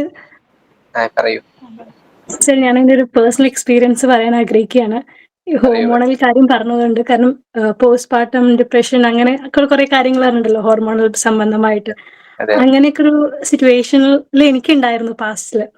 ആ സമയത്ത് ഞാൻ ഈ കോവിഡ് ടൈം തന്നെയായിരുന്നു. ഞാൻ ഇതേമാതിരി കോഴ്സസും കാര്യങ്ങളെല്ലാം ചെയ്തിട്ട് ഈ ടെക്നിക്സ് എല്ലാം യൂസ് ചെയ്ത് ഇപ്പൊ ഗ്രാറ്റിറ്റ്യൂഡ് എന്നുള്ളൊരു സിമ്പിൾ സർ പറഞ്ഞ ടെക്നിക്കൊക്കെ യൂസ് ചെയ്ത് എനിക്ക് എന്നിൽ കുറെ മാറ്റം ഉണ്ടായിട്ടുണ്ട്. അത് physical, emotional, mental, spiritual, financial ലെവലിൽ വരെ നമുക്ക് ആ ഇമ്പ്രൂവ്മെന്റ് കണ്ടിട്ടുണ്ട്. സോ ഈ ടെക്നിക്സ് ഒക്കെ നമ്മൾ യൂസ് ചെയ്യുമ്പോൾ നല്ല ഗുണം ഉണ്ടാവും. ഹോർമോൺസിൽ ഞാനത് എക്സ്പീരിയൻസ് ചെയ്തുകൊണ്ട് അത് ഷെയർ ചെയ്യാൻ ആഗ്രഹിക്കുന്നു സർ. നമസ്കാരം. ഞാന് കുറച്ച് ദിവസം കൊണ്ട് ഗ്രൂപ്പില് മെമ്പറാണ്. കുറച്ച് പോസ്റ്റുകളൊക്കെ കാണുന്ന ഒരാളാണ്. പക്ഷെ മുഴുവൻ നേരമായിട്ട് ഒരു ക്ലാസ് അറ്റൻഡ് ചെയ്യുന്നത് ഇന്നിപ്പോ ആദ്യമായിട്ടാണ്. ഞാനൊരു അധ്യാപികയാണ്. അപ്പൊ എനിക്ക് ജനറലായിട്ട് പറയാൻ തോന്നിയ ഒരു കാര്യം, ഇപ്പൊ ഇന്ന് 2 ഡോക്ടർമാരും അവതരിപ്പിച്ചതിനകത്ത് ഒരു കാര്യം പോലും നമുക്ക് അറിയില്ല എന്ന് പറയാൻ ഇതിനകത്തില്ല എന്നാണ് എനിക്ക് തോന്നിയത്. ഒരു കോമൺ മാന് അറിയുന്ന കാര്യങ്ങൾ, പക്ഷെ നിങ്ങളുടെ ഒബ്സർവിങ് അല്ലെങ്കിൽ നിങ്ങളുടെ ആ ഒരു ഒബ്സർവൻസ് അല്ലെങ്കിൽ നിങ്ങളുടെ ആ ഒരു വേ ഓഫ് പ്രസന്റേഷൻ നമ്മളെ ഇത്രയും നേരം പിടിച്ചിരുത്തി, ഞാൻ ഈ സമയം പോയത് സത്യം പറഞ്ഞാൽ അറിഞ്ഞിട്ടില്ല. ഈ ഒരു 1.5 മണിക്കൂർ വളരെ ബ്യൂട്ടിഫുൾ ആയിട്ട് അത് നിങ്ങൾ പ്രസന്റ് ചെയ്തു നമ്മളെ. ഞാനിങ്ങനെ ഈ ഓരോ കാര്യങ്ങളും എനിക്ക് വേണ്ടി പറയുന്നതാണോ എന്ന് ചിന്തിച്ചുകൊണ്ടിരിക്കുകയായിരുന്നു. പക്ഷെ ഞാൻ ചിന്തിച്ചപ്പോൾ ശരിയാണ്, ഈ ഓരോ മനുഷ്യന്മാരും എത്രയേറെ കാര്യങ്ങളിലൂടെ കടന്നു പോകുന്നു. അതുപോലെ എനിക്ക് എടുത്തു പറയാൻ തോന്നിയത് 1-2 കാര്യങ്ങൾ. ഇപ്പോ നിങ്ങൾ ആ നിറവിനെ പറ്റി ചിന്തിച്ചു കൊണ്ടിരിക്കൂ, കുറവുകളെ മറന്നേക്കൂ എന്ന് പറഞ്ഞ അങ്ങനെ 1-2 കാര്യങ്ങൾ ഞാൻ സത്യം പറഞ്ഞു കഴിഞ്ഞാൽ ഇടയ്ക്ക് കുറച്ച് ചെറിയ കള്ളത്തരമൊക്കെ കാണിക്കുന്നുണ്ടായിരുന്നു. ബ്രീത്ത് എക്സസൈസ് ഒക്കെ പറഞ്ഞ സമയത്ത് ഞാൻ പോയിട്ട് നോട്ട്സ് എഴുതി എടുത്തോണ്ടിരിക്കുകയായിരുന്നു. കുറച്ച് കഴിഞ്ഞ് ക്ലാസ്സിൽ പോയി പയറ്റാമല്ലോ എന്ന് വിചാരിച്ചു. പക്ഷെ ശരിക്കും ഭയങ്കര വണ്ടർഫുൾ ആയിട്ട് തോന്നി. ആ മോർണിംഗ് സെഷൻസ് രാവിലെ ഫുള്ളായിട്ട് അറ്റൻഡ് ചെയ്യാനുള്ള ചെറിയ ബുദ്ധിമുട്ടുകൾ ഉള്ളത് കൊണ്ട് മോർണിംഗ് സെഷൻസ് എനിക്ക് അറ്റൻഡ് ചെയ്യാൻ പറ്റിയിട്ടില്ല. ബട്ട് സ്റ്റിൽ ഞാൻ യൂട്യൂബിലുള്ള വീഡിയോസ് കാണാൻ ശ്രമിച്ചിട്ടുണ്ട്. പക്ഷെ ഇങ്ങനെ ത്രൂ ഔട്ട് ലൈവായിട്ടിരുന്ന് അറ്റൻഡ് ചെയ്തപ്പോൾ ഞാൻ ഭയങ്കര ഫാനായി മാറിയിട്ടുണ്ട്. തുടർന്ന് ഇതുപോലെയുള്ള സെഷൻസ് ഡോക്ടർമാരുടെ അടുത്ത് നിന്ന് പ്രതീക്ഷിക്കുന്നു. Thank you so much. Madam teacher പറഞ്ഞ പ്രധാനപ്പെട്ട കാര്യമാണ് പുതിയതായിട്ടൊന്നും പറഞ്ഞിട്ടില്ല എന്ന് പറഞ്ഞില്ലേ. പുതിയതായിട്ടൊന്നും പറഞ്ഞിട്ടില്ല. അത് തന്നെയാണ് നമ്മുടെ പരിപാടിയുടെ ഏറ്റവും പ്രധാനപ്പെട്ട ലക്ഷ്യവും. അറിവല്ല, തിരിച്ചറിവാണ് ജീവിതത്തിൽ വേണ്ടത് എന്നുള്ള ട്രാൻസ്ഫർമേഷൻ, നോളജ് ട്രാൻസ്ഫർമേഷൻ ടു ലൈഫാണ്. അതാണ് എല്ലാ പരിപാടികളും കൊണ്ടും നമ്മൾ ഉദ്ദേശിച്ചത്. എല്ലാവർക്കും എല്ലാ കാര്യവും അറിയാം. രാവിലെ കുളിക്കണമെന്ന് അറിഞ്ഞിടാത്ത എത്ര പേരുണ്ട്? കുളിച്ച ശരീരം വൃത്തിയാവും എന്ന് അറിഞ്ഞിടാത്ത എത്ര പേരുണ്ട്? വിശക്കുമ്പോൾ കഴിക്കണമെന്ന് അറിഞ്ഞിടാത്ത എത്ര പേരുണ്ട്? പക്ഷെ ഇതൊന്നും അല്ല നമ്മൾ ചെയ്യുന്നത്. അതാണ്, അറിവുണ്ട് പക്ഷെ തിരിച്ചറിവിലേക്ക് പോകുന്നില്ല. ആ ഒരു ട്രാൻസ്ഫർമേഷൻ കൊണ്ടുവരിക എന്നുള്ളൊരു പ്രധാനപ്പെട്ട പർപ്പസിലൂടെയാണ് നമ്മൾ പോകുന്നത്. ഷീജ മാഡം എന്താ പറയാമെന്ന് പറയാം. ഷീജ ഡോക്ടർ, ഞാൻ പറയാമെന്ന്, ഞാനൊരു ടീച്ചറാണ്. പറയണം. എനിക്ക് പറയാനുള്ളതെന്ന് വെച്ചാൽ ഇപ്പോൾ ഈ ഡിപ്രഷൻ ഒരുപാട് പേരിൽ, അത് ഒരു പ്രായഭേദമന്യേ കുട്ടികളിൽ നിന്നല്ല മുതിർന്നവരിൽ നിന്നല്ല എല്ലാ വിഭാഗത്തിലും ഉള്ള ആൾക്കാരിൽ ഇത്തരത്തിലുള്ള ഡിപ്രഷൻ കൂടുതലായിട്ട് വരുന്നുണ്ട്. പ്രത്യേകിച്ച് ഈ സ്റ്റുഡൻസിലൊക്കെ നമ്മൾ പലപ്പോഴും അത് കാണുകയും അവരെ നമുക്ക് ഒരുപാട് ഇങ്ങനെ ഒന്ന് ബൂസ്റ്റപ്പ് ചെയ്തെടുക്കാനുള്ള ഒരു ശ്രമമൊക്കെ നടത്തുകയും ചെയ്യുന്നുണ്ട്. അപ്പൊ അതുമായിട്ട് ബന്ധപ്പെട്ടിട്ടും ഒരു എന്താണ് ചെയ്യേണ്ടതെന്നുള്ളതിനെ കുറിച്ച് ഒരു സെഷൻ ഡോക്ടറിൽ നിന്ന് ആഗ്രഹിക്കുന്നുണ്ട്. സമയം അനുവദിക്കുമെങ്കിൽ എപ്പോഴെങ്കിലും ഞങ്ങൾക്ക് അതുമായിട്ട് എങ്ങനെ ഇത്തരത്തിലുള്ള ഈ ഡിപ്രഷനിലേക്ക് പോകുന്നവരെ ഒന്ന് ശരിയാക്കി എടുക്കാം എന്നുള്ള എങ്ങനെ ഒരു ഹെൽപ്പ് ആവാം, അതൊന്നും ഞങ്ങൾക്ക് പറഞ്ഞു തന്നാൽ നന്നായിരിക്കും. ഞങ്ങളുടെ കുട്ടികളിൽ തന്നെ ഒരുപാട് പേർക്ക് അങ്ങനെ കാണുന്നുണ്ട്. അപ്പൊ നമുക്കത് കുറേ ടീച്ചർ അങ്ങനെയുള്ള ഏതെങ്കിലും ഒരു ഗ്രൂപ്പ് ഉണ്ടെങ്കിൽ, അധ്യാപകരുടെ ഗ്രൂപ്പിലാണെങ്കിൽ വേണമെങ്കിൽ വേണ്ട നിർദ്ദേശങ്ങൾ തരാൻ നമ്മൾ തയ്യാറാണ്. കുട്ടികളുടെ ഗ്രൂപ്പ് ആണെങ്കിലും തിരുവനന്തപുരം ആണെങ്കിൽ വന്ന് ചെയ്യാനും അല്ലെങ്കിൽ ഓൺലൈൻ ചെയ്യണമെങ്കിൽ അങ്ങനെ ചെയ്യാനും നമ്മൾ തയ്യാറാണ്. ഓഡിയൻസിനെ അറേഞ്ച് ചെയ്യുകയാണെങ്കിൽ ചെയ്യാം. പിന്നെ ഇപ്പൊ ടീച്ചർ പറഞ്ഞൊരു കാര്യം, ഡിപ്രഷനിലേക്ക് പോകുന്നു എന്നല്ലേ, ആ വാക്ക് ഞാൻ ഇന്നത്തെ സെഷനിൽ ഉപയോഗിച്ചില്ല എന്നാണ് എൻ്റെ ഒരു ഓർമ്മ. കാരണം ഞാനത് പർപ്പസ്ഫുള്ളി ഉപയോഗിക്കേണ്ടതെന്ന് തീരുമാനിച്ചു വന്നതാണ്. ഇപ്പൊ അവസാന നിമിഷം അത് പറഞ്ഞത് കൊണ്ട് എടുക്കേണ്ടി വന്നത്. ഡിപ്രഷൻ എന്ന് ഉപയോഗിക്കുന്നതിനേക്കാൾ ഹാപ്പിനെസ് എന്ന് ഉപയോഗിക്കുകയാണ് നല്ലത്. ഞാൻ ഇന്നത്തെ സെഷനിൽ 1.5 മണിക്കൂർ ഞാൻ സംസാരിച്ച സന്തോഷത്തെ കുറിച്ചാണ്. ഒരു വീട്ടിലും അല്ലെങ്കിൽ ഒരു ഗ്രൂപ്പിലും സന്തോഷത്തെ കുറിച്ച് സംസാരിക്കുന്നില്ല, വിഷമങ്ങളെ കുറിച്ച് സംസാരിക്കുന്നത്. അതാണ് ഡോക്ടർ പറഞ്ഞത്, കുറവുകളെ കുറിച്ച് സംസാരിക്കുന്നു, നിറവുകളെ കുറിച്ച് സംസാരിക്കുന്നില്ല. കുട്ടികളെ ആ കാലം തൊട്ടേ നിറവുകളെ കുറിച്ച് സംസാരിക്കാൻ ശീലിപ്പിച്ചാൽ ഈ ഒരു പ്രോബ്ലം ഒഴിവാക്കാം. ഇപ്പൊ ടീച്ചർ പറഞ്ഞ കണക്ക് വളരെ ഭീകരമായ അലാമിംഗ് ആയിട്ടുള്ള, ഞാൻ അതുകൊണ്ടാണ് പറയുന്നത് 37% എന്ന് പിന്നെ പബ്മെഡ് ഇൻഡെക്സ് NCBI ഒരു ജേണലില് ഇന്ത്യയിലെ ജേണലുകൾ സ്റ്റഡി നടത്തിയ ജേർണലുകളിൽ നിന്ന് കണക്കെടുത്ത് അവർ പബ്ലിഷ് ചെയ്തേക്കാണ് 10 മുതൽ 37% വരെ എന്നുള്ളത്. 2023 ഓഗസ്റ്റിൽ പബ്ലിഷ് ചെയ്തേക്കുന്നതാണ്. അത്രയും അലാമിംഗ് ആയിട്ട് നമ്മൾ പോവാണ്. വളരെ മോശമായ ഒരു മാനസികാവസ്ഥയിലേക്ക് നമ്മൾ പോവാണ്. അതിന്റെ അടുത്ത, അതായത് 2023 ഇതാണെങ്കിൽ 2025 എവിടെ നിൽക്കണം എന്നുള്ളതാണ് ടീച്ചർ ഇപ്പൊ കണ്ടുകൊണ്ടിരിക്കുന്ന കുട്ടികൾ. ആ 37 നിന്ന് ഉയർന്നു പൊക്കോണ്ടിരിക്കുകയാണ് സംഖ്യ. ആ കാണിക്കുന്ന ആ സംഖ്യയിലേക്കുള്ള പോക്കാണ് ടീച്ചർ ഇപ്പോൾ സ്കൂളുകളിൽ കാണുന്നത്.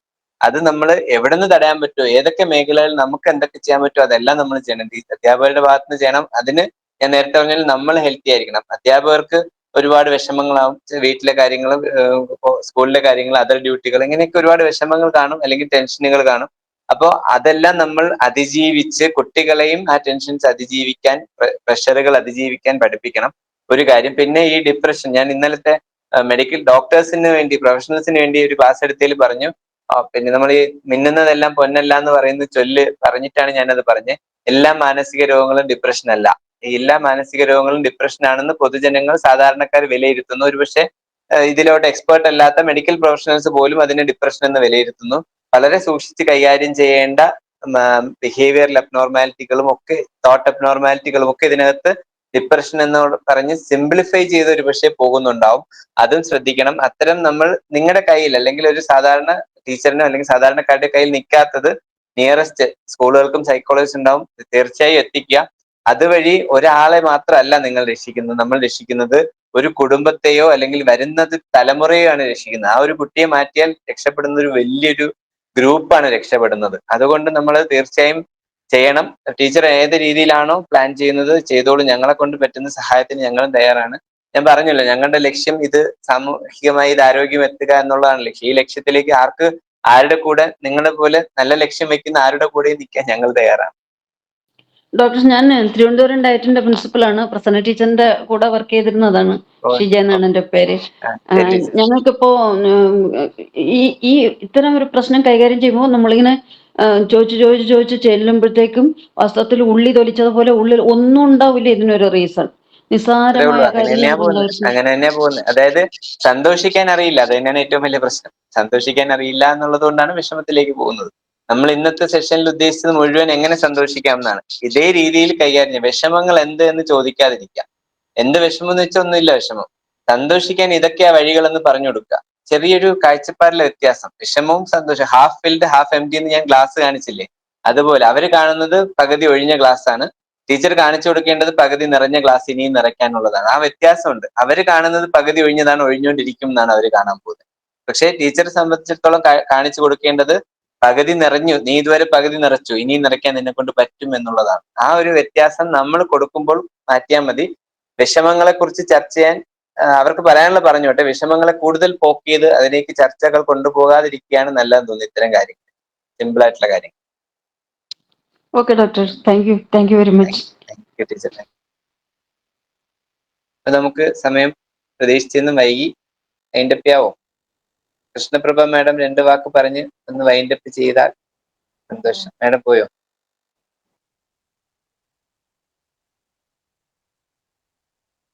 മാഡം പോയി തോന്നുന്നു.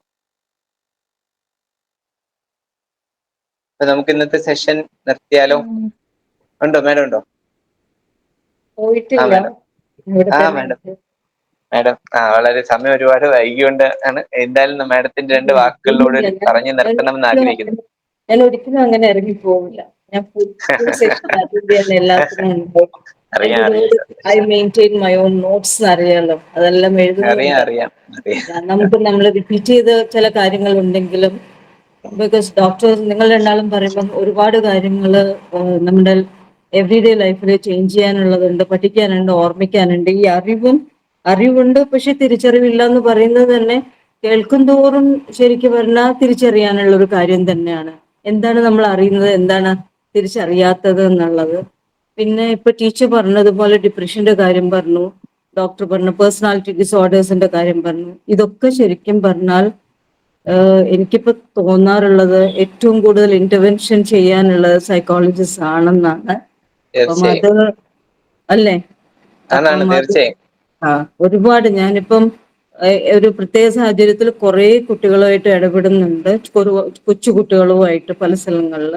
അപ്പം എനിക്ക് മനസ്സിലാവുന്ന ഒരു കുട്ടികൾക്ക് ഒന്നും അത് പറയാൻ അറിയില്ല, അത് അനുഭവിച്ചുകൊണ്ട് പോവുകയാണ് ചില കാര്യങ്ങൾ അവര്.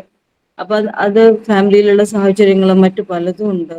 അപ്പൊ അവര് ആ അനുഭവിച്ച് വളരുന്ന പ്രശ്നങ്ങള് ഈ കുട്ടികൾക്ക് നമ്മളുടെ എല്ലാം കുറെ ഇന്റർവെൻഷൻസ് ഉണ്ടായാൽ മാത്രമേ അത് പരിഹരിക്കാൻ പറ്റുള്ളൂ.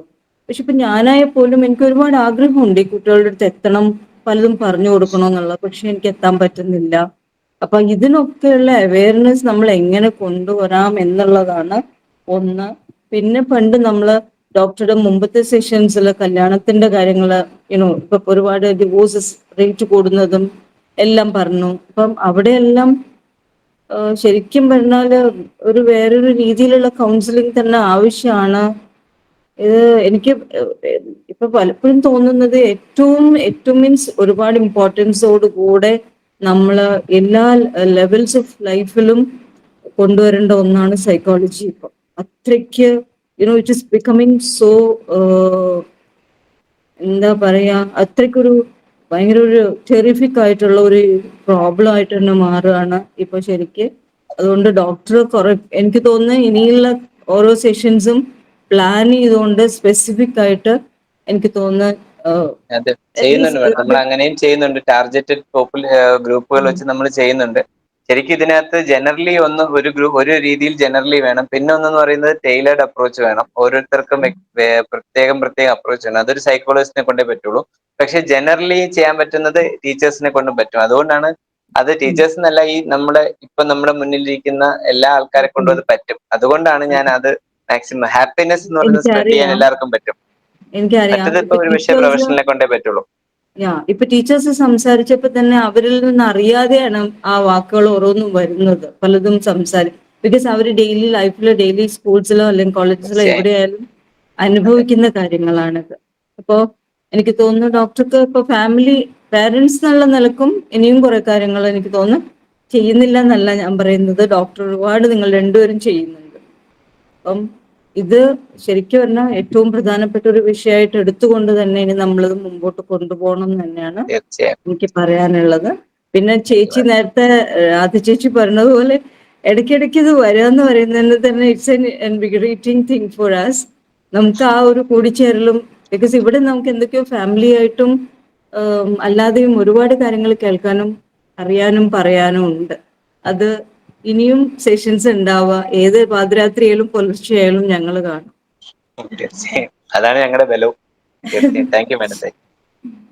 നമുക്ക് രണ്ട് വാക്ക് മതി. കാരണം എന്താ പറയുക, അല്ല ഞാൻ എന്തോ പറയുന്ന അറിയാം. ഇപ്പൊ നമ്മൾ ഈ കുഞ്ഞുങ്ങളെ മാത്രമല്ല, കുഞ്ഞുങ്ങളെ വളർത്തുന്ന പാരന്റ്സിൽ പോലും ഇതിന്റെ പാകപ്പിഴ വരുന്ന കാരണം ഈ കുഞ്ഞുങ്ങൾ അത് കണ്ടുപഠിച്ച് ഇതുപോലെ ആവുന്നു. അപ്പൊ നമ്മൾക്ക് രക്ഷിതാക്കളിൽ തുടങ്ങി കുട്ടികൾക്കും കൂടെ ഗൈഡ് ലൈൻ കൊടുക്കുകയാണ് ഏറ്റവും നല്ല കാര്യം. തീർച്ചയായും എല്ലാ മേഖലകളിലും ചെയ്യാൻ ഞങ്ങൾ പ്ലാൻ ചെയ്യുന്നുണ്ട്, ചെയ്തു വരുന്നുണ്ട്.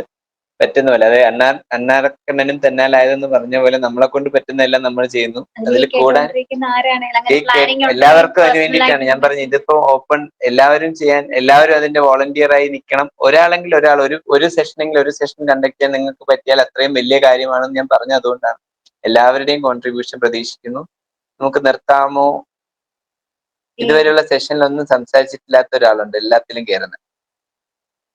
അമ്മ ഉണ്ട്, പ്രസന്നകുമാരി. അമ്മയ്ക്ക് എന്തെങ്കിലും പറയാനുണ്ടെങ്കിൽ എന്നും പറഞ്ഞ് ഇതൊന്ന് കൺക്ലൂഡ് ചെയ്താൽ മതി, വേറൊന്നുമില്ല. ഇന്നത്തെ സെഷൻ കൺക്ലൂഡ് ചെയ്താൽ സന്തോഷം. നേരത്തെ പറഞ്ഞിട്ടില്ലാത്തോണ്ട് പറയാമോ? മൈക്ക് ഓൺ ചെയ്തില്ല. മൈക്ക് ഓൺ ആയി, പറയണം. കേൾക്കുന്നില്ല. എന്നോട് സംസാരിക്കണമെന്ന് പറയുമെന്ന് ഞാൻ ഒട്ടും പ്രതീക്ഷിച്ചില്ല. ആദ്യം മുതൽ അവസാനം വരെ കേട്ടോണ്ടിരിക്കുകയാണ്. അധ്യാപകരും ഡോക്ടർമാരെയൊക്കെ കുറെ കണ്ടത് കൊണ്ട് ചിലപ്പോ എന്തെങ്കിലും അഭിപ്രായം പറയാം. അല്ല, ഇത് ഒരു വലിയ പ്രശ്നമായി അർജുനും ആര്യയും പറഞ്ഞ് അവരുടെ ക്ലിനിക്കിൽ വരുന്ന പേഷ്യൻസിനെ വെച്ച് പറഞ്ഞ് ഞാൻ മനസ്സിലാക്കിയിട്ടുണ്ട്. എന്റെ സർവീസിന്റെ ഇടയിൽ കൂടുതൽ അത്രത്തോളം അനുഭവിക്കേണ്ടി വന്നിട്ടില്ല. എന്റെ സർവീസ് പൂർത്തിയാക്കിയിട്ട് ഒരുപാട് നാളായി. പക്ഷെ ദിവസങ്ങൾ കഴിയും തോറും ഇങ്ങനെയുള്ള പ്രശ്നം കൂടി വരുന്നു എന്നുള്ളത് ഒരു ചുറ്റുപാടിന്റെ പ്രത്യേകതയാണ്. നമ്മുടെ ജീവിത രീതിയുടെയും അല്ലെങ്കിൽ തിരക്കുകളുടെയും ഒക്കെ പ്രത്യേകത കൊണ്ടാണ് അങ്ങനെ ആവുന്നത്. ജീവിത രീതി എന്ന് പറയുന്ന ജീവിത സാഹചര്യം. തിരക്കുകളുമാണ്. ഇപ്പൊ ഡോക്ടർ ഷീജ ആറ്റിങ്ങൽ ഡയറ്റിലെ പ്രിൻസിപ്പളാണ്. ഷീജ പറഞ്ഞത് അവിടുത്തെ അധ്യാപക വിദ്യാർത്ഥികളെ കുറിച്ചാണ്.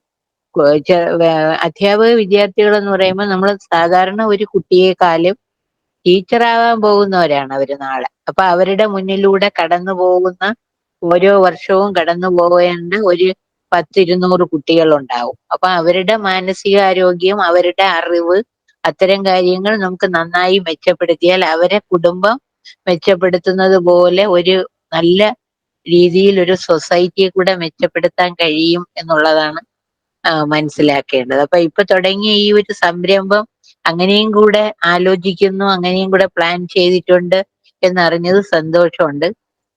എനിക്ക് തോന്നുന്നു ഈ ഡോക്ടർമാർക്ക് നേരിട്ട് എത്താൻ പറ്റുന്ന, അർജുനും ആര്യയ്ക്കും നേരിട്ട് എത്താൻ പറ്റുന്ന, അല്ലെങ്കിൽ നേരിട്ട് അവർ ആ ഒരു ഗ്രൂപ്പിന് മാത്രമായി ക്ലാസ്സുകൾ ചെയ്യാൻ കഴിയുമെങ്കിൽ വളരെ നന്നായിരിക്കുമെന്ന് തോന്നുന്നു. എല്ലാ ഗ്രൂപ്പിനും എപ്പോഴും അല്ല, ചിലപ്പോഴൊക്കെ നേരത്തെ പറഞ്ഞതുപോലെയുള്ള ടാർഗറ്റഡ് ഗ്രൂപ്പ് അങ്ങനെ ചെയ്യുന്നത് നന്നായിരിക്കും.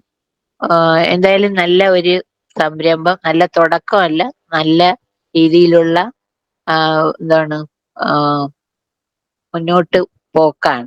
തുടങ്ങിയിട്ട് ഒരുപാട് നാളായെന്നറിയാം. എല്ലാം നല്ലത് തന്നെ. നേരത്തെ സംസാരിച്ച വേറൊരു ടീച്ചർ സംസാരിച്ചു, അതും കേട്ടു. എല്ലാരും സംസാരിച്ചത് കേട്ടു, രണ്ടുപേരും പറഞ്ഞത് കേട്ടു. എല്ലാം ശരി തന്നെയാണ്. ഒരു സാധാരണ ഒരു വ്യക്തിയെക്കാളും ഒരു ഗ്രൂപ്പിനെ കൈകാര്യം ചെയ്യുന്നവർക്ക് കൂടെ ഇതിൽ കൂടുതൽ ഫോക്കസ് കൊടുക്കുക എന്നുള്ളതാണ്. ഗ്രൂപ്പിനെ കൈകാര്യം ചെയ്യുന്ന കുട്ടികളോ അധ്യാപകരെ കൈകാര്യം ചെയ്യുന്നവരോ പിന്നെ അങ്ങനെയുള്ള ഡോക്ടേഴ്സോ അങ്ങനെയൊക്കെ ഉള്ളവർക്ക് കൂടുതൽ പ്രാധാന്യം കൊടുത്തുകൊണ്ട് ഈ ഗ്രൂപ്പിലേക്ക് കൊണ്ടുവന്ന് ഈ നമ്മുടെ ഈ ലക്ഷ്യം, നിങ്ങൾ വിഭാവന ചെയ്യുന്ന ലക്ഷ്യം നന്നായി കൊണ്ടുപോകാനുള്ള എല്ലാ കാര്യങ്ങളും ഈശ്വരൻ സഹായിക്കട്ടെ എന്ന് മാത്രം പ്രാർത്ഥിച്ചോളൂ. നന്ദി പറഞ്ഞാൽ കുറഞ്ഞു പോകും. അതുകൊണ്ട് അങ്ങനെ പറയില്ല. ബാക്കി എല്ലാവർക്കും താങ്ക് യു പറഞ്ഞെങ്കിലും അല്ല, സംസാരിക്കാൻ തന്നെ പ്രാർത്ഥിച്ചേ ഉള്ളൂ. നന്ദി അല്ല, ഇല്ല. അങ്ങോട്ട് തിരിച്ച് നന്ദി പറയണില്ല എന്ന് പറഞ്ഞു. തിരിച്ച് നന്ദി പറഞ്ഞാൽ അത് കുറഞ്ഞു പോകും. അതുകൊണ്ട് ഇവിടെ സംസാരിക്കാൻ തന്നെ കാരണമായിട്ടുള്ള ആൾക്കാർക്ക് നന്ദി പറയാൻ പാടില്ല.